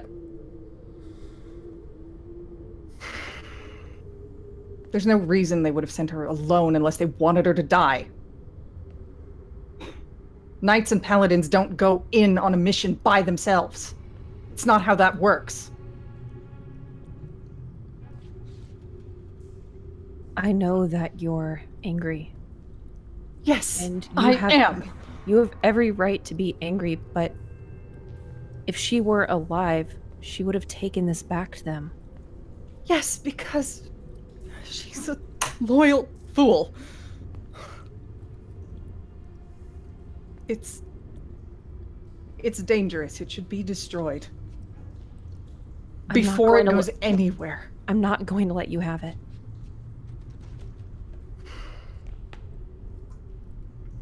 What do you get for taking it from the church? Do you feel better that you finished the mission for her? I hope so. If it makes you feel better, then so be it. But don't say I didn't warn you.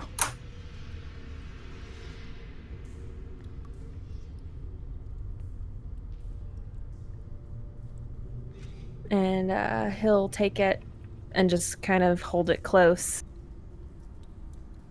and look at Gregor and Farron. Farron Well. screams from the background, "I would be earning so much XP diffusing this situation." I wasn't going to argue with myself. Thank you Yeah, very much. no, That's no. difficult. Presumably, Farron might be trying to be like, okay, we don't need to argue here. Farron is here, so you have heals, and so if those are failed, there's an off chance they'll earn XP. Yeah. That's Yeah. that's. Otherwise, Yeah. I would have just written them out of the session for today. Yeah. So, Well, so much this book solving all our problems right now. I was really hoping to be done with this. the only thing that's going to solve our problems is to just burn the town to the ground. It's actually a These good people point. are far gone. Vori hasn't spouted lore on demons. If you wanted to, everybody else has Sure. had their go. Sure. And failed horribly. You could Why earn some not? XP, or You should know a something. thing or two about that. Or maybe not. Or just get XP. that's not. Demons aren't really his want- ken. I want He's been No. he's been dealing with other stuff. Yeah. The He past few forgot all the years. shit he learned in demon learning school. Yeah, all the demonic lore, and honestly, most of that was upper class stuff that he skipped out on. So, Yeah. but you do get to mark XP. Yeah, I forgot those lessons. I was probably playing hooky that day. Let's be honest here.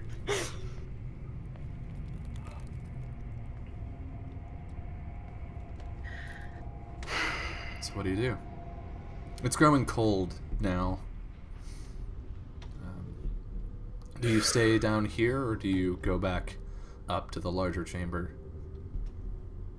So the hole that was below the bed, was that just hollowed out for the drawer? Or was that No, it's. does it go somewhere else? It's pretty extensive, yeah. Cool, I want to check that shit out. Okay. Let's go check out the hole beneath the bed. Okay, so you pull this drawer out, and it's the space to get to the hole is pretty narrow, so you have to like squeeze through. Gregor's gonna have some trouble doing that, I think, because you're a big dude covered in armor, right? Is that Absolutely. accurate? So I think, Gregor, you're not going to be able to just squeeze through this space. It was meant for people in robes who are significantly less buff than you. Stop being so buff, Gregor. Could you Can't just help it. not be so buff? Could you just not be so He's buff? he's like lifting the chair next to the desk. He's like, I'm sorry, I can't stop. It's a curse. so Have you tried not being swole? You just need to cut back on the workouts, friend. It is my gift. It is my curse. Maybe we could just do a Winnie the Pooh situation and try to push him through.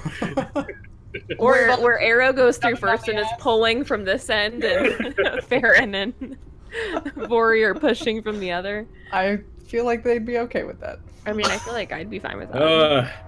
I'll keep a lookout if you want to explore the foreboding hole. Yeah, with your Am I- leg anyway, you're not Am I too going quick to to be move. keeping your elf alive?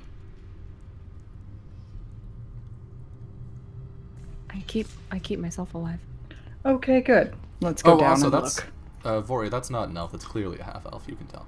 Oh, okay. Dylan, it's barely clear to me. I know, but to Vori, who's just met you. It's totally clear, No! obviously. I know a half elf when I see one. I guess. And Farron's like, it's just the haircut.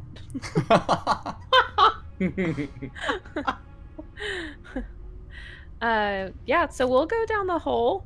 Okay, so it's claustrophobic Slender boys. going in. The tunnel leading down is barely large enough to fit you, but after maybe 5 feet, you drop down into a chamber, and there's a splash as your feet land in some sort of a shallow pool.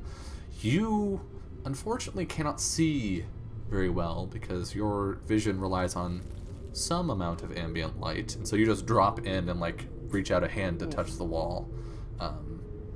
And Rory Vori, will light the old lamp when he comes down. go ahead and summon up Yep. some fire. Boosh. What can I roll to help? Boom. Oh. No, that's Nothing. really Sweet. So yeah, do you have something you can burn as you hold it?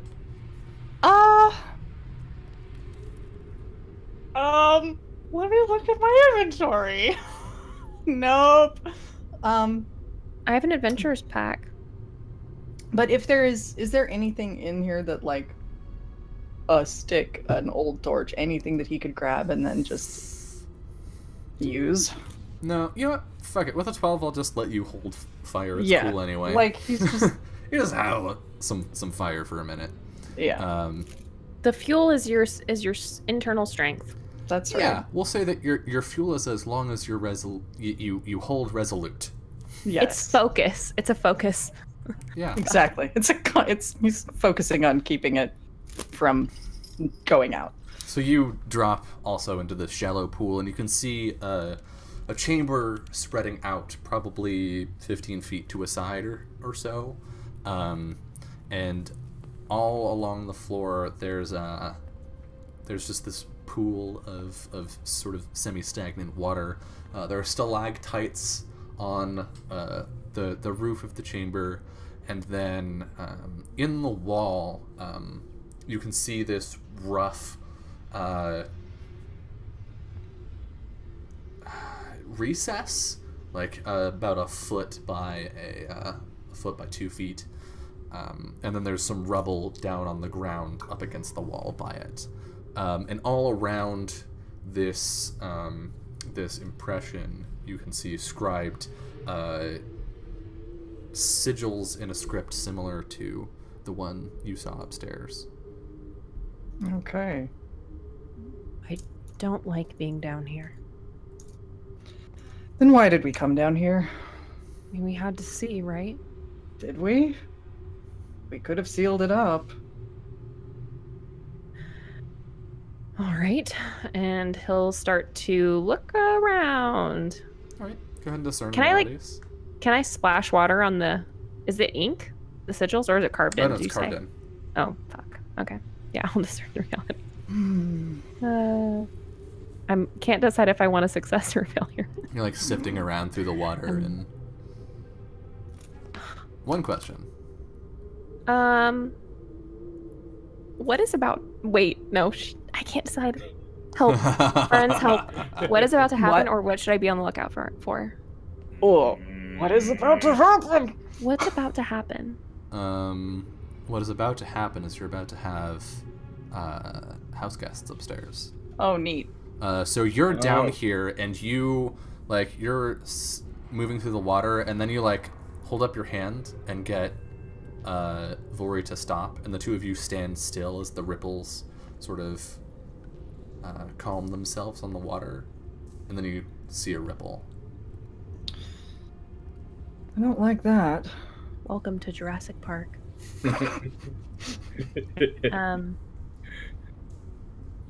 We need to go back up. Yes, we should go back up with your friends. I'll give you a boost. Thank you. So the two of them, Gregor, come climbing out of the hole, like their pants soaked up to like their knees. Gregor is sitting on the bed smoking his pipe. Gregor. Yep. There may or may not be somebody upstairs or trying to get in or something. We could. It's not important. We need to barricade the door or go back up there or something. I have a key. Gregor's just gonna walk upstairs and try to go lock the door. As you step to the top of the stairs, you hear shouting outside. Human shouting? Yeah, you hear people, People? yelling, and actually, I think for you, it's pretty recognizable. It sounds almost military. Like you hear barked orders. They're short, they're loud, they're certain. Oh shit! God, he's just gonna motion everyone to like follow him up, but like quietly. Can I hear this? If we're following them up? Yeah, as you come to the top of the stairs, you can. Okay. What do your elf ears hear? Half elf ears. Excuse you. I want to turn and very skeptically look at our new friend. Yeah. What? What were you doing here? Nothing important. Do you know them? I hope not. However, let's, Is somebody looking for you? Gregor's immediately gonna turn around, like wide-eyed, like, I'm a rogue magus. What do you think? ah, shit. Listen, So bounty hunters. So you should go back down in the hole. by myself? Yes. What? The only reason I'm not turning you over is because you're Rydia's. So go back down in the hole and stay there until we come get you. You hear voices approaching the main door All right, of fine. the abbey. You better not lock me down there. We're going to have a different discussion when I get out. But he'll go back down. You hear a voice shout, "Keep them pinned down!" And then there's a bang on the door. Damn it! Sealed. What do you do? Go over to the door. You hear a small sort of squeaky voice shout, "Top shelf, on your left." Who's there? And like you feel somebody press up against the door, and a voice that you recognize. I'm not sure that you can immediately place it, but you know you've heard it before. It's a woman's voice. Responds, "How many of you are there in there? Who's still alive? There's 3 of us. Can you We get lost this? one. Can you get this door open?" We sealed it shut for our own safety. It'll take a while. All right, stand back. Laura's company, form up. Stand back. Oh. Get back. We get back.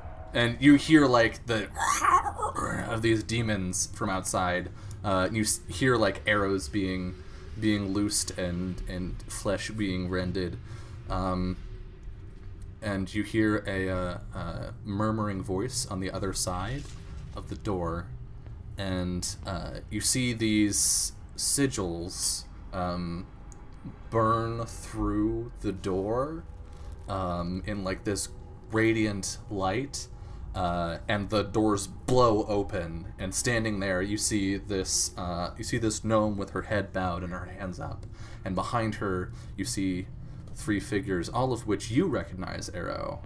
These were the red hands that you saw in the church back in Sanctuary, and you can see all of them with their glistening red plate gauntlets on, standing in formation at the top of the stairs, cutting down demons.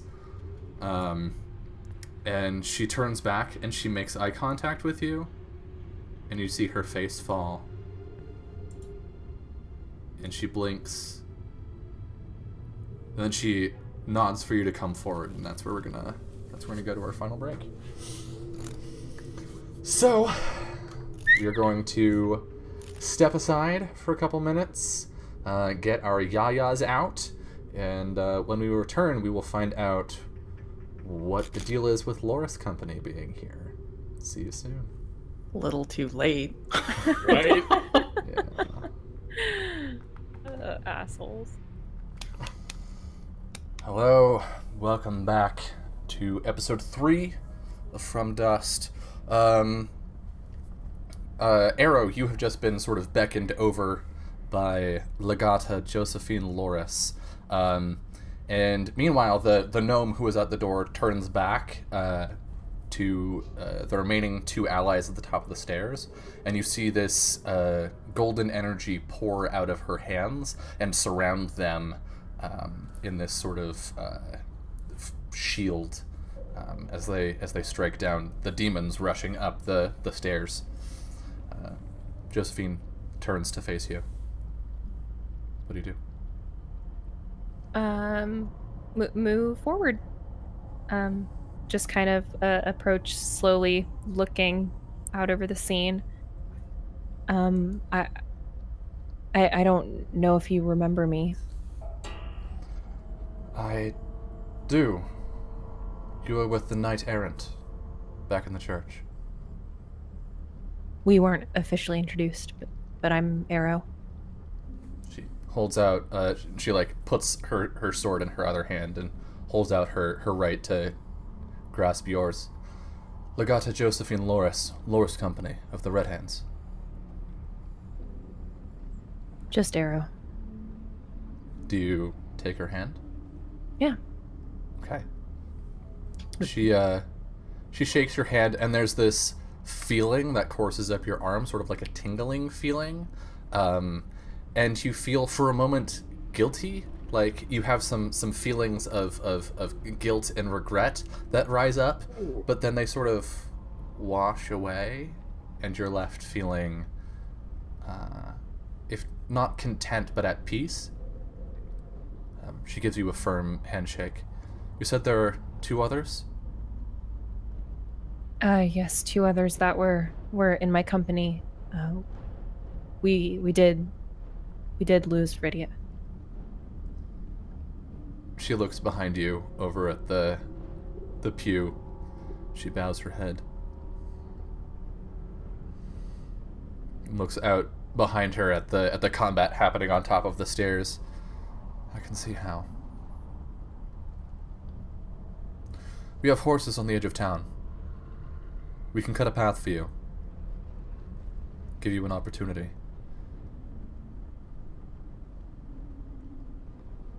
That would be much appreciated.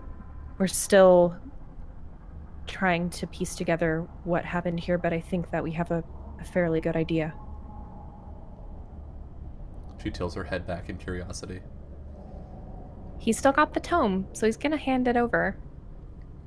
She takes it in one gauntleted hand, opens it. I see.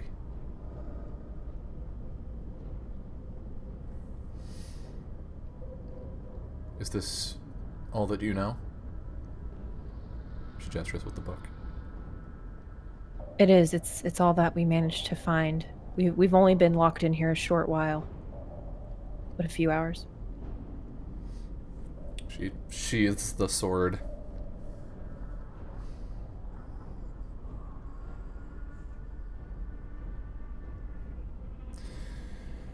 Very well.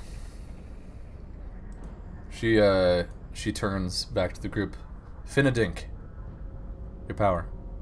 And the gnome turns back, and with one hand now holding like a flickering barrier in front of the group, you see a slash fall across one of their shoulders, and they step back, but their ally reaches out with their free hand and pulls them back forward.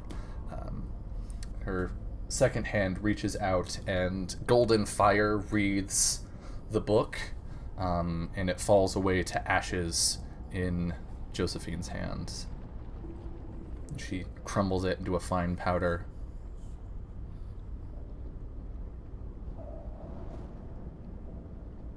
You are a friend of Phidias. That... I think you have earned your judgment today. Forget anything you saw in that book.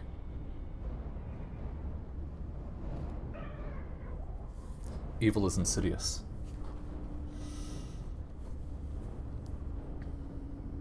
You can leave her here. We'll see to it that she's taken care of. I'd rather not. You would be taking a risk attempting to leave. Is that a risk you're willing to take?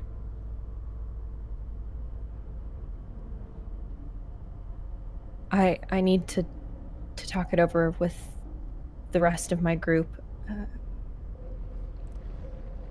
We've been injured, and he kind of motions to his shoulder. Very well. She returns, drawing her sword, goes back to the stairs and just cuts one of the things down.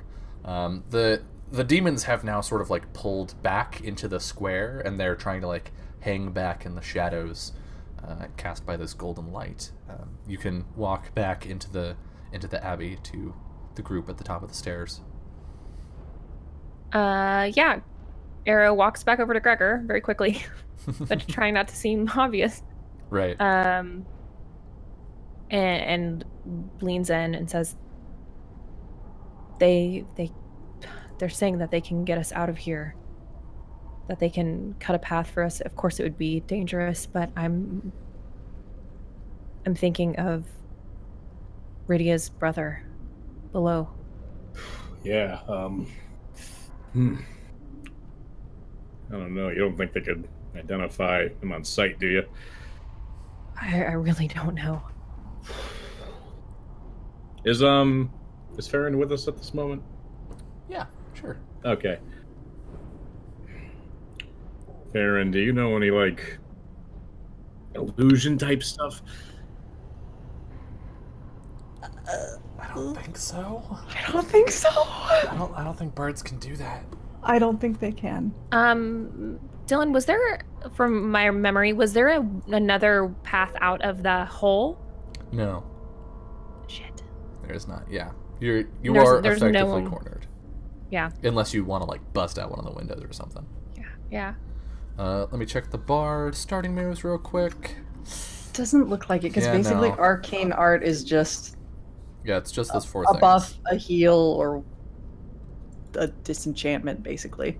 Yeah. I'm sorry, I don't really have anything that can affect that. I could use Lake to send a message down there, but I don't want to just leave him in the hole. Yeah. This is a bit of a problem. We can't talk it out with them, can we? Not exactly. Okay. Cause a distraction? I mean, What? when he points over to the demons, that's a pretty big distraction. It is. And didn't he grab her scarf? Maybe you could just cover up and run. I did say there were only 3 of us. Yeah, that's a problem. Well, if they only see 3 of us at one time, I don't think they're going to be counting too hard, you know? I could. I don't know. I'm in all right shape. What if you took him up and I like ran through the side and tried to meet up with you guys? I'm sure I could take a demon or two. By yourself? Yeah, How's your leg? definitely. Oh, a lot better thanks to Farron here.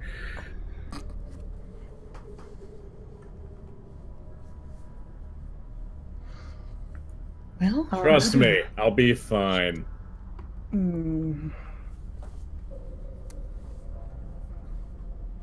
All right. Well, I should. I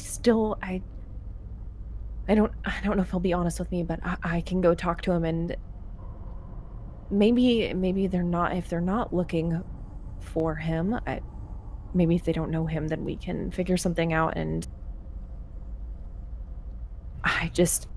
they've seen all 3 of us. That's true. Well, do what we can, I guess. Yeah, time's a wasting. Yes. Oh shit! I have an idea. You say that like it's a bad thing. It's not great. Well, We should. Let's go go. on. Let's go back. Let's go back down. What? Wait, what? No, that's. Are you sure that's not an idea? We have to talk about it all together because it's not great. Come on, Farron. Okay. When have we ever been a party a good idea? Head downstairs. Yeah. Farron gets pushed downstairs. Apparently. You can retrieve Vori from his hole where you grounded him. Yeah. All right, everybody. I have an idea, and it's a terrible idea, and it doesn't feel good, but it might be the only thing to work to get you out of here. Vori just looks a little dubious. So, who was out there? Exactly.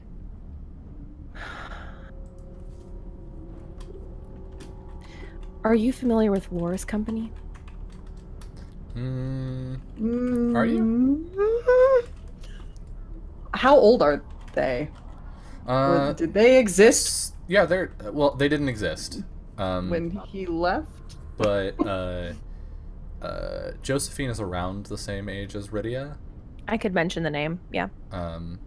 Okay. So I mean, You would recognize Loris, Loris, right? yeah. Maybe, yeah. So okay. you might have known her from, Okay. but there were a lot of people there. So I Okay. think this might be a spout lore, actually.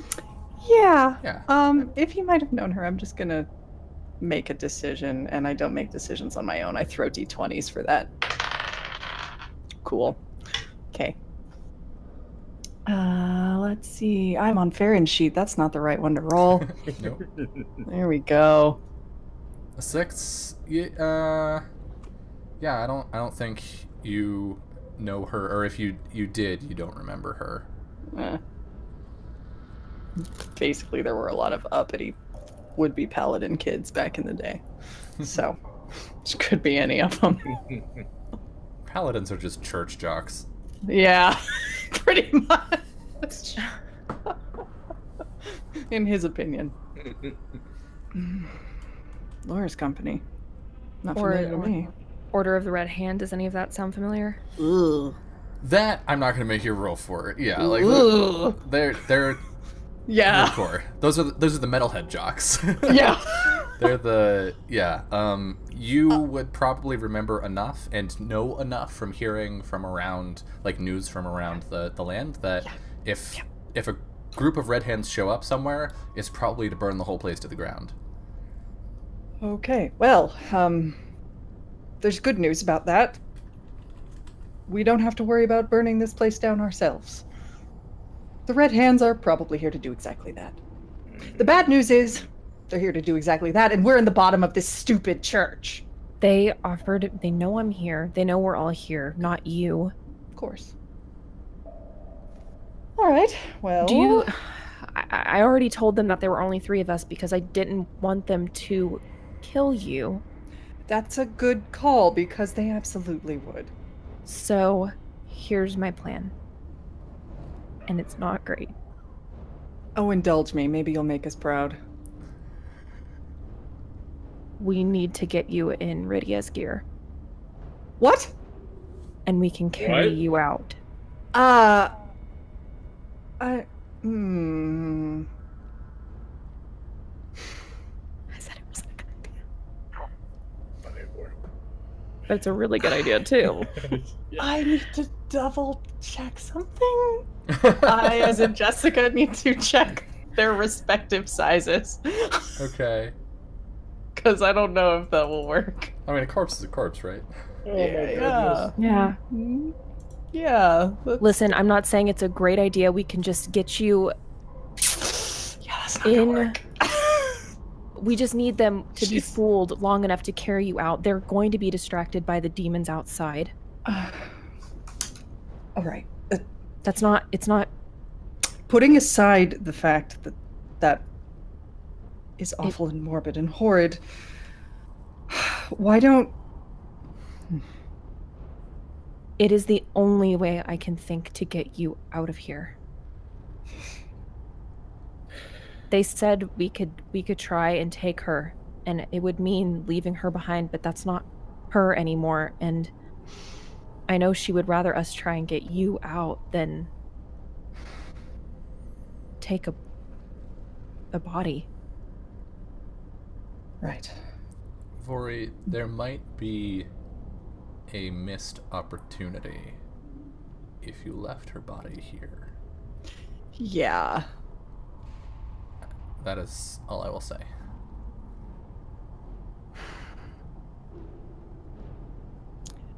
We can't leave her behind. How... You look strong. Gesturing to Gregor. Yeah, thank you. Handsome too. Anyway. Gregor's like a little bit flushed. Can you... You think you can manage to carry 2 people at once? Wrapped in a shroud? Well, I mean, I It guess. won't hold up under close inspection, but if we can move quickly, it might more or less work. I guess you guys are small enough. Maybe. It's fine, I'm thin enough. Or What the hell? Let's try it. Just heft him up, go upstairs, get rid of ya? Is that Easy there. what you're doing? Sure. That's gonna Okay. be real uncomfortable in so many I- ways. dead. Yeah, so you get, fireman, or like shoulder carried up the stairs, into the abattoir. Gregor walks over, hefts up Rydia on top of you. Yep. And at the door, you very briefly see Josephine look back. I'm standing kind of. I would be trying to get her attention by walking towards her. So like even if they're doing stuff behind me, I'm walking directly towards her, like staring her in the eyes, like look at me. I want you to roll plus bond to help. Me? Yes, to help Okay. Gregor with this. Right? Can like only you're one running, person you're running do a that? Because I distraction. feel like Farron would try to help run distraction to avoid I think a it's problem. only one. Let me double check something Okay. real quick. Because Farron might be able to use some magic. All right, so I'm using. These are not the bodies you're looking for. Yeah, Farron could roll Arcane Art. The next time someone successfully assists the target with aid, they get +2 instead of +1. Okay. So Yeah, let's Farron do could that. try like downstairs as you're Is heading there an up. actual like bond button? I don't believe so. I So think just- it's it'd plus just be- bond just is a +1, right? Yeah, Yeah. because you only have one bond with Gregor right now. Yeah. Yeah. Okay, that's fine. So arcane art. Mhm. Yes. Okay. Boom. A. So if you Plus if 2. if So I get plus 3. If arrow, well, no, Oh. you just get +1. But if you succeed, Gregor will receive +2. Oh, okay. Okay, here I go. 9. 9. Okay, on a 7 to 9 for aid, I think they get the bonus, but there's a strain on your relationship. Aid or interfere. Yeah, on a 7 to 9, they still get the modifier, but you expose yourself to danger, retribution, or cost. Cost. Yeah, I'll take the call. Yeah, I think in order to successfully distract Josephine, you're gonna have to like actually bump into her, and like worsen her opinion of you in that like you're getting up in her business while she's trying to save you. Could I scare her by drawing my bow early so it looks like I'm about to attack her? Oh yeah, I like that. But like I'm not actually attacking her. It has that appearance of I'm aiming straight at her face. Right, she has that moment as you like Yeah. raise the bow and walk forward, where she's like, "Is that aimed at me?" Yeah. And in that moment, Gregor, go ahead and roll. Oh God, what is this? I think this is defying danger. I want to say this is like some form of deception. Is there a lying skill? What about or move? defend? You're not defending anyone. Hmm. The thing here We're all is defending. Is that like aid or subterfuge. interfere? Sorry. No. Well, that is what just happened. So No. Gregor will be getting a +2. That's defy danger. Spout lore. Look, we'll learn the game eventually, chat. Don't Yeah, worry. someday. Yeah, I think I'm gonna say this is a.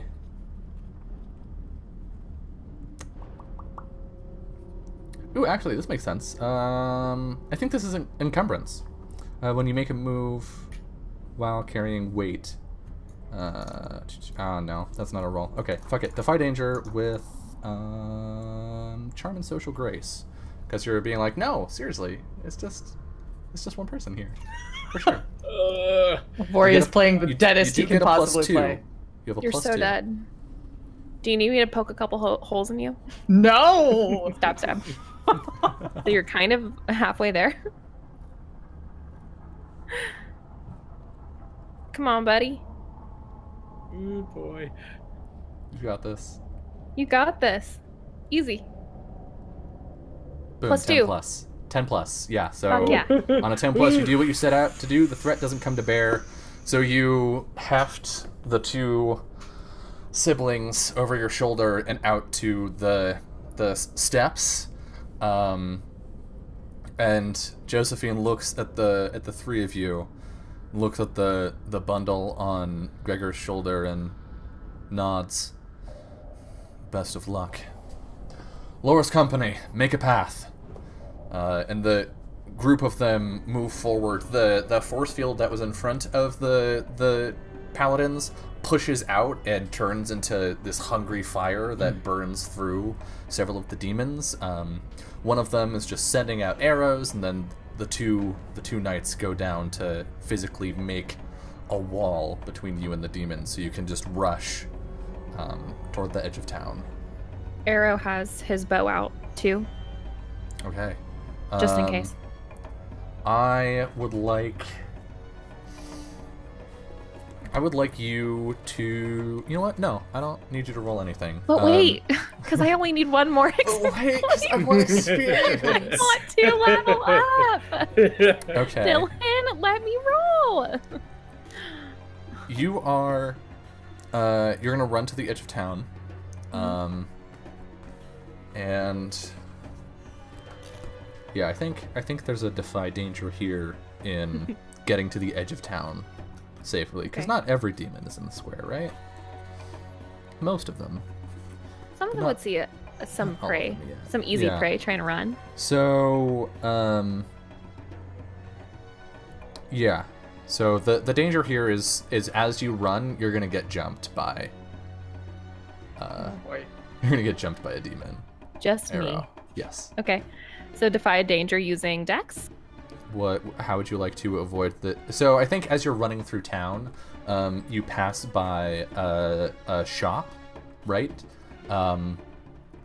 And you hear something crash off to the left, and so you pull up short and like draw your bow, and then just behind you, you hear the low rumbling growl of a demon inside of the shop. Mm-hmm. How would you like to react to that? I think this is a situation of being quicker than my enemy. Mhm. Because ideally I would like to be able to turn and get a shot off before that they lunge at me. Okay. So this is just facing my foe before they are able to attack. All right. I think roll with Dex. Okay. Can I please just be bad at? No, I'm sorry.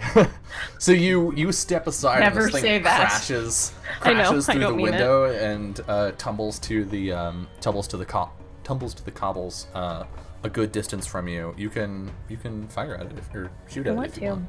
I will. You earned so much XP in that first session, and now it's like nothing but And now tens. what's happening? Okay. Yeah, I'm gonna do called. Well, no, I'm gonna just shoot at it because I would rather. God, it's so hard to decide if I just want to do damage or if I want to. I mean, are you trying to kill it or are you trying to disable it? What is Arrow doing? Here's the deal: when we're always hoping for the best, called shot also does damage and has the potential to do just as much damage as volley. But if I hit the 7 to 9, it at least stops it for a second. So it's that if I hit a 7 to 9 on volley, I definitely do the damage either way. So it's do I Right. definitely maybe but it's- want to do? For Arrow, right? The difference here is he trying to kill this thing or is he Yeah. trying to disable it? Yeah, I think he's trying to kill it. Okay, Okay, then I think that I'll would be hit volley then. Yeah. Okay. You send some arrows. at 9. it. You got a 9. Okay. You get to pick. Danger. Less damage. Spend ammo. I think I'm gonna spend ammo actually. Oh my god! For the very first time. Can you believe? Okay, here I go with my damage. Okay. 6. 6 That's not bad. damage. Okay. It stands up and you just like catch it in the chest, and looks down and breaks it out and charges at you. Gregor, you see this now. Like you're a good 10 feet ahead with these people over your shoulder, and now Arrow's getting in a fight. What are you going to do? I don't like that. How close am I to getting out of this? Probably not far. Maybe like down at the end of the street, you can see several horses tethered just outside of town. Oh gosh! Oh, this is terrible. Oh, Arrow would be yelling at you to keep going. If that's any help. Gregor's gonna keep going. Like Gregor Okay. can't really do much without like tossing him down and putting more people in harm's way. Okay. This thing is lunging for you. It's going for your throat. Arrow, what do you do? Do I have time to shoot it again, or do I have to? Is it too close range to shoot?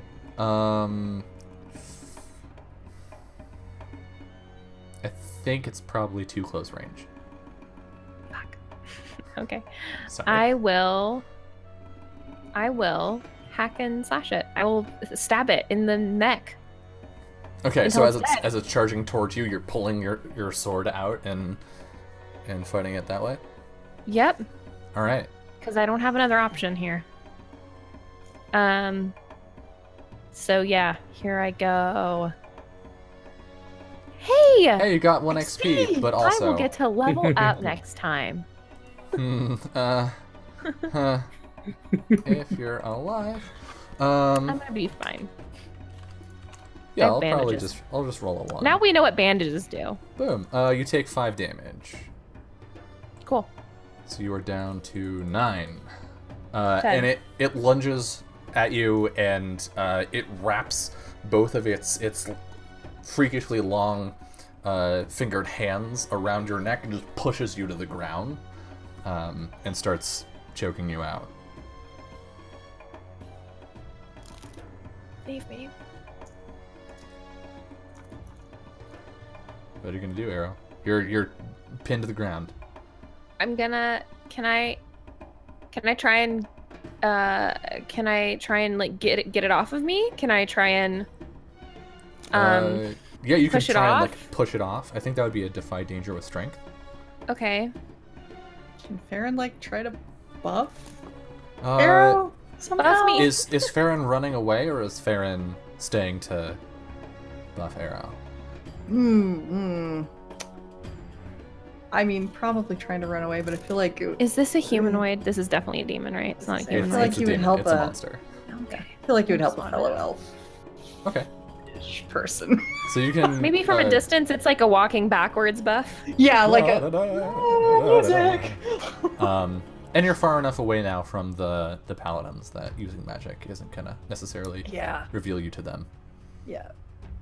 Totally a bonds magi. What are you talking about? Totally. Huh.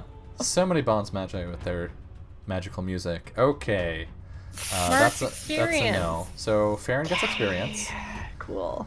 And you're trying to think- Farron's trying to walk and sing at the same time, and it's just not working. I think Farron might level. Hell yeah. Farron. We'll let Kiana figure that out when she's Yeah. back. Yeah. Okay, here I go, defying danger with strength, because I'm gonna push it off of me. Okay. The thing that I'm really good at, that we all know I'm really good at. Mm-hmm. Jesus Christ, Summer, you're gonna get yourself killed. I'm sorry. It pulls you back off the ground and just slams you back into it, and then throws you through the window it came out of, and you go tumbling into the storefront. No. Those of you outside can no longer see Arrow as this creature turns toward the storefront and begins stalking toward it. Arrow, you've got like dust and splinters and stuff all around you. You didn't take any damage. Can But I you- shoot it? Yeah. You can like laying back into the half collapsed countertop. You can try and draw down on it and shoot.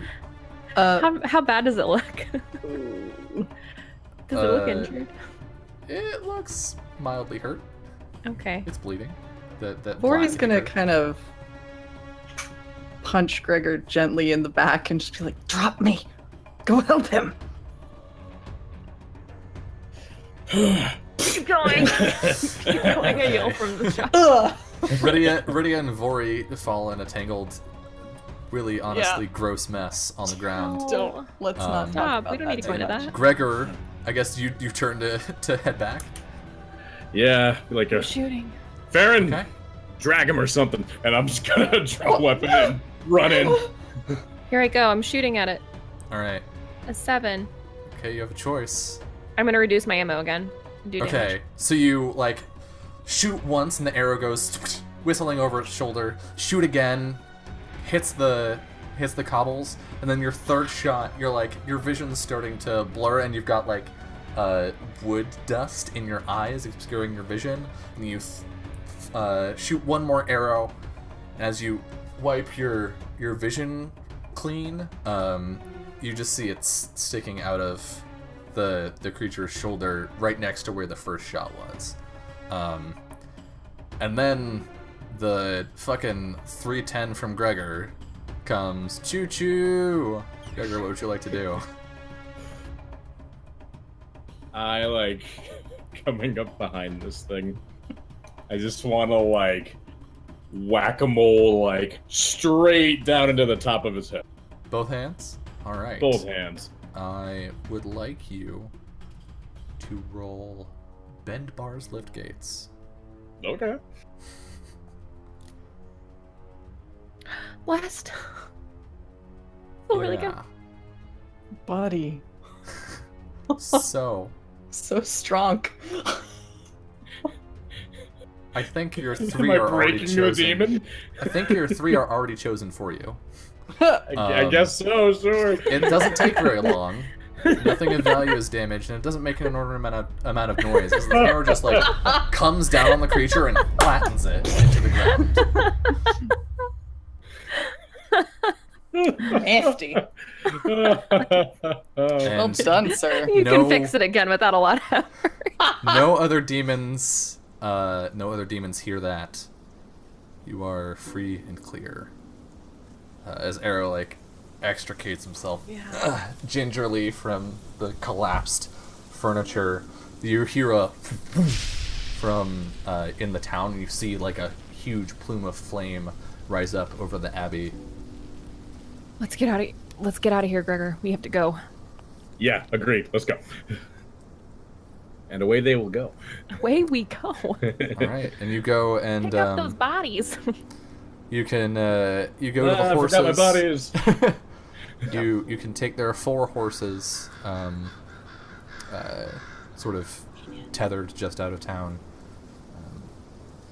You can each take one and sort of sling Rudia's lifeless Yeah. form over. one Vori of will them. handle his sister and put her on the horse. And as you travel, I assume you just sort of ride through the night. Sanctuary is a long walk, but it's a short ride by horse. Probably only takes about a day and a half. At what point do the group of you talk? I would say about 18 hours in. Maybe like It's like when the horses are so tired that the horses have to stop, Basically, that we have to talk. yeah. So you make camp some short ways from Sanctuary. Yeah. Can easily light a fire. When making camp is a move, actually, so we should Can I light the fire magically, Listen. please? Yes. I have that's- enough to level up. I really don't need any more. When you settle into rest, which is making a camp, consume a ration. Okay. Do that. I don't have to do that. You don't. No. If you are in the wilderness or in a dungeon, correct? When I make camp in a Oh, shit. No, just kidding. No. I probably do have Oh, to is do it, it. is it in a dungeon specifically? It's in a dungeon or a city, but Yeah, okay, so is this the wilderness? it is. Whatever job I have to, I can just succeed it. Yeah, I'm not making you guys make a travel check because you've taken this road Okay. before. Yeah, I can use Um, my ration then. That's But fine. yeah, consume a ration. If you have enough XP, you may level up, and when you wake in the morning, you will you will heal damage equal to half your maximum HP. So I believe all of you except for Era will be at full. Yeah, I'll be at 1 below my. I mean, You will be at 2 below. You'll be at 19. apparently, Vori being I'm at 10 who and hit what he points, is friend. gets all of his HP back. Yay. Oh. Always. I level up. Being a human immolator, when you make camp next to a large open flame, you regain all your HP. Nice. Okay, so you're at 20, you're at full. You're at full. Okay, so what does it look like when you make camp? How does that conversation go?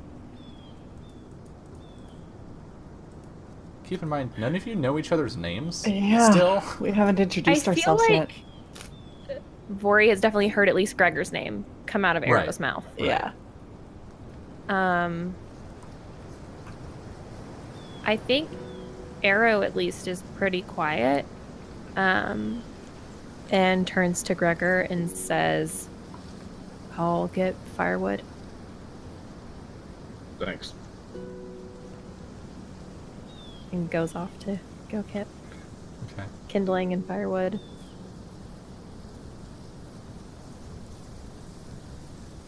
Well, I guess since Gregor's stuck there with Vori, Yeah. he's Vori's gonna kinda- probably taken some time to attend to his sister's body before actually joining the camp properly.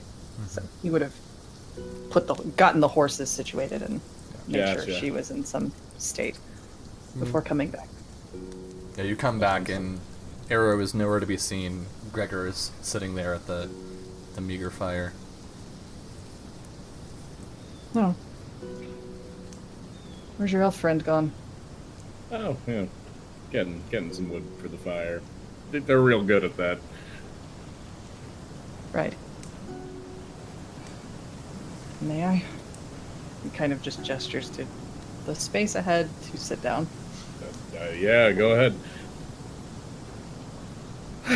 And just kind of settles in, falling more than sitting, really, with just the weight of the day finally sinking into place.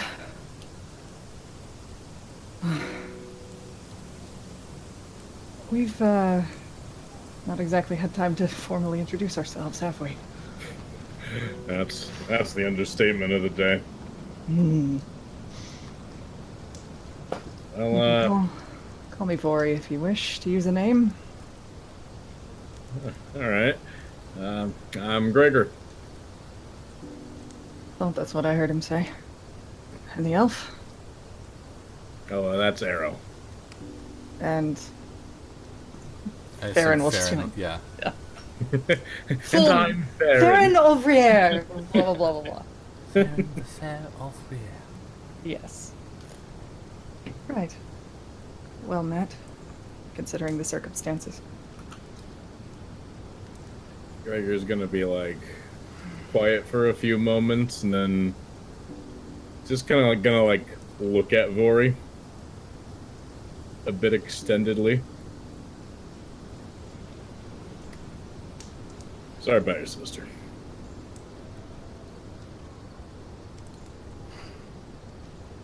Knowing her, there's no apology necessary. It's just unfortunate I was a bit too late to help.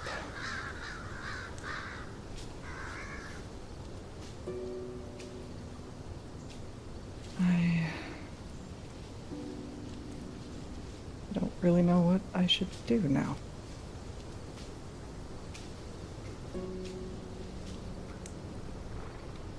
Gregor's gonna reach into his pack and pull out his pipe and offer it over.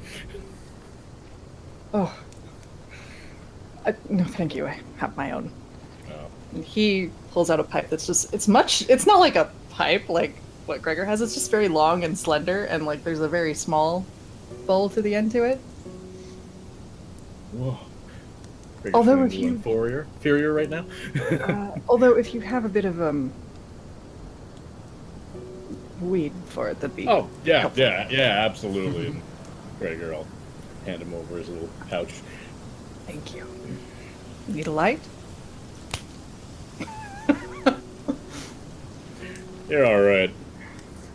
Zuko style it? Cause hey, XP. You get That the, works! That's all you we get the need. effect you need, yeah. I made a lighter with my fingers. You light up your pipes, and we see the two of you. Sitting in camp together, and I think I don't know that there's a comfort that falls over the two of you, given the situation, but maybe an ease.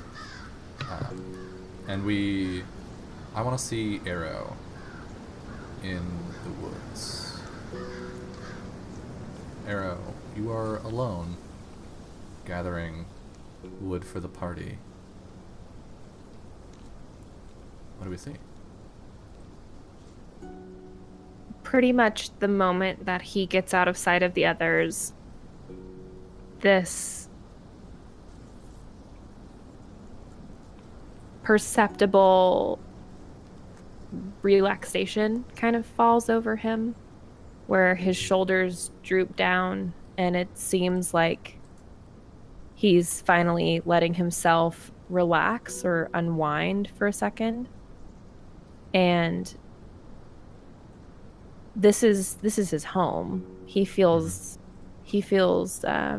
comforted by the aloneness of the trees, and we probably see him kind of rooting around with his foot, looking down at just sticks, trying to pick things up that aren't wet, getting kindling and larger logs. But I think the weight of the day definitely hits him too, just riding for so long and then everything that happened before, they hadn't had a chance to actually stop and think about it, let alone, be by himself and think about it. And it's the first time that he has lost someone that he considered a companion, and someone that he looked up to, thinking back on that conversation he had with Gregor, talking about how Rydia was stronger than she looked, and he can't stop thinking about her just lifeless and so weak looking. And I think it's a very obvious toll that it's taking on him. I don't think he cries about it. I think he's more numb about it than anything. Is there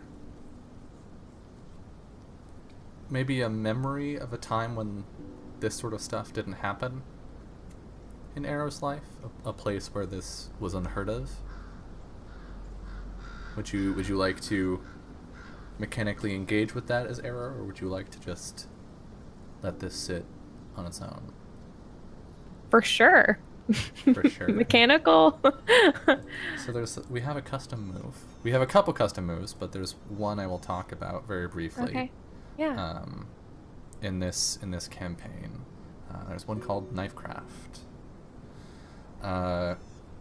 Which, if you want to give me a moment or a person from Arrow's past that is important to him, you can either earn an experience, or if it's about a character and you so choose, you may make a new bond with the character that you name. I am definitely down to do that. Okay.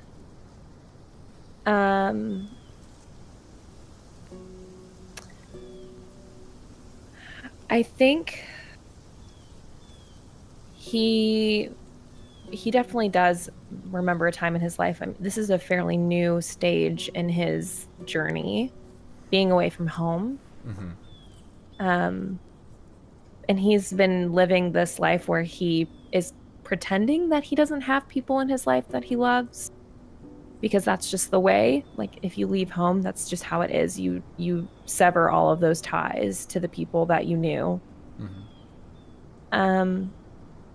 But he's reminded of a time of safety with his mother. And I think as he's walking through the woods, he remembers walking through the woods with her and the way that she taught him to walk quietly. Because they always had an eye on people who came through the woods. Mm-hmm. But they were never seen. To see but not be seen.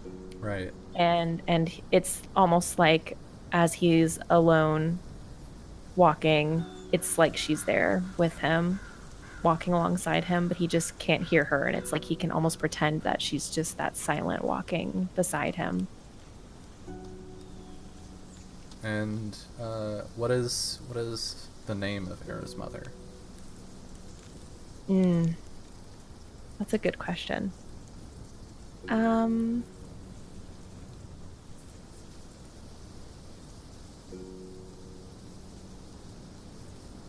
I think it's oh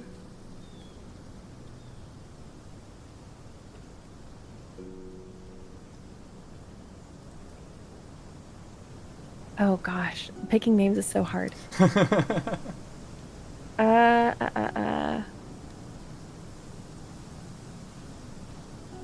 Quick, grab a generator. I know. Arrow doesn't have an elfie name. No, he doesn't, because he gave himself a new name when he left. He has a different name. Oh, I see. Ooh. I see. I'm gonna go with a name that I use for a lot of stuff. Okay. But it's gonna be Daylin. Daylin. Okay. So I think we see a memory of the two of you in the forest, and then we see a memory of Arrow, like in his sort of his current garb, at the gates of a city, and we hear a voice call out, "Dalen, say goodbye to your son." And we see that same woman standing in the street, tears welling up in her eyes. She says, "I cannot. He is no longer here." And would you like a point of experience or a bond?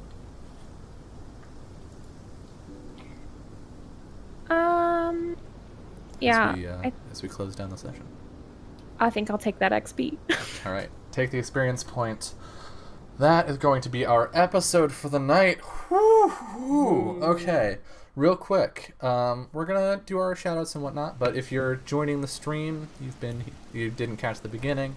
I want to remind you that we are having an announcement after this.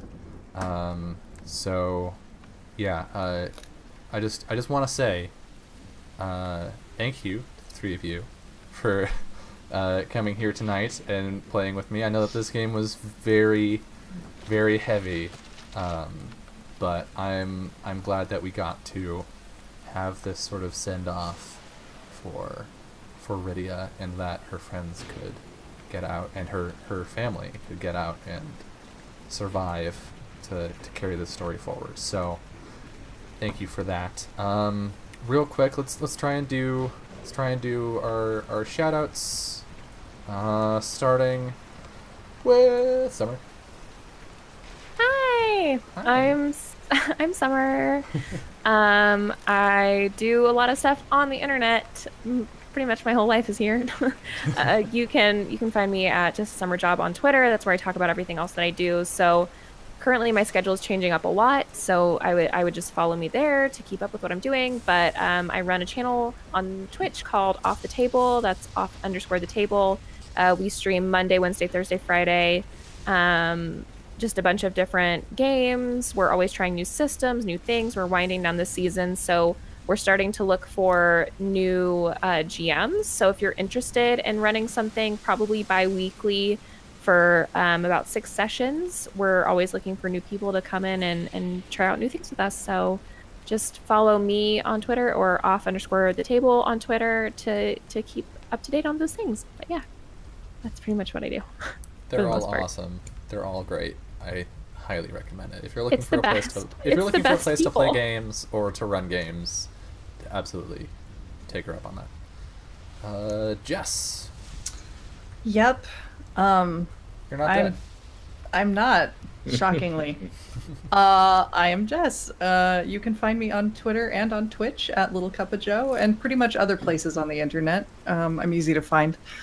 I do a bunch of different things. I play in a number of TTRPGs online, including this one, but not limited to. I stream video games. Lately, it's been equally heart-wrenching as this session was, because I'm playing through all of Hakuoki until we're done and can't stop crying. Also do art and voice acting and sundry. Just follow me on Twitter to keep up with all the crap that I do. It's the easiest way to do. Yeah. And the next button on my stream deck is Kiana. She's not here. She missed this episode. Here, there's her information. Go follow her on Twitter at KNS. Okay. Adam. Hey, I'm Adam, and I'm a voice actor. I'm on Twitter at AdamRovio. That's where I post all of my news. I'm a little bit new to the online tabletop RPG community, but it's been a pretty wicked ride so far. And I also talk about D&D on YouTube. That's pretty cool if you're into that. I do that, and next time you guys see me, I'll be a married man. Pretty excited about that. And yeah. Hell yeah. Woo! All right. I'm also very sleepy. Yeah. You some sleep. It's one of our East Coasters. So, next shows, we are going to have a show on Tuesday. Instead of the League, we're having a very special extra episode of Fun Shots where Gnome from the League will be running sort of the League group through Tales from the Loop, which I'm very excited for. I've wanted to play that game for a while. Oh, it's so good.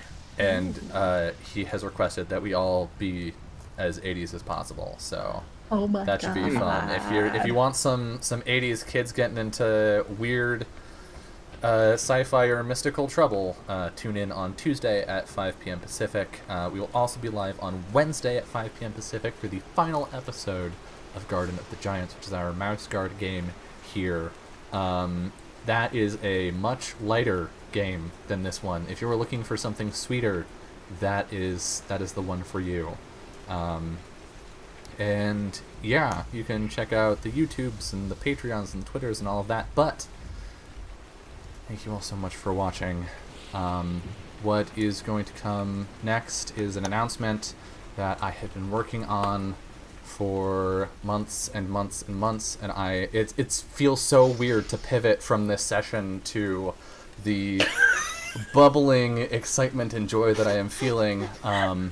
But for real, the video you're about to watch is for a thing that is really near and dear to my heart, so I hope you like it.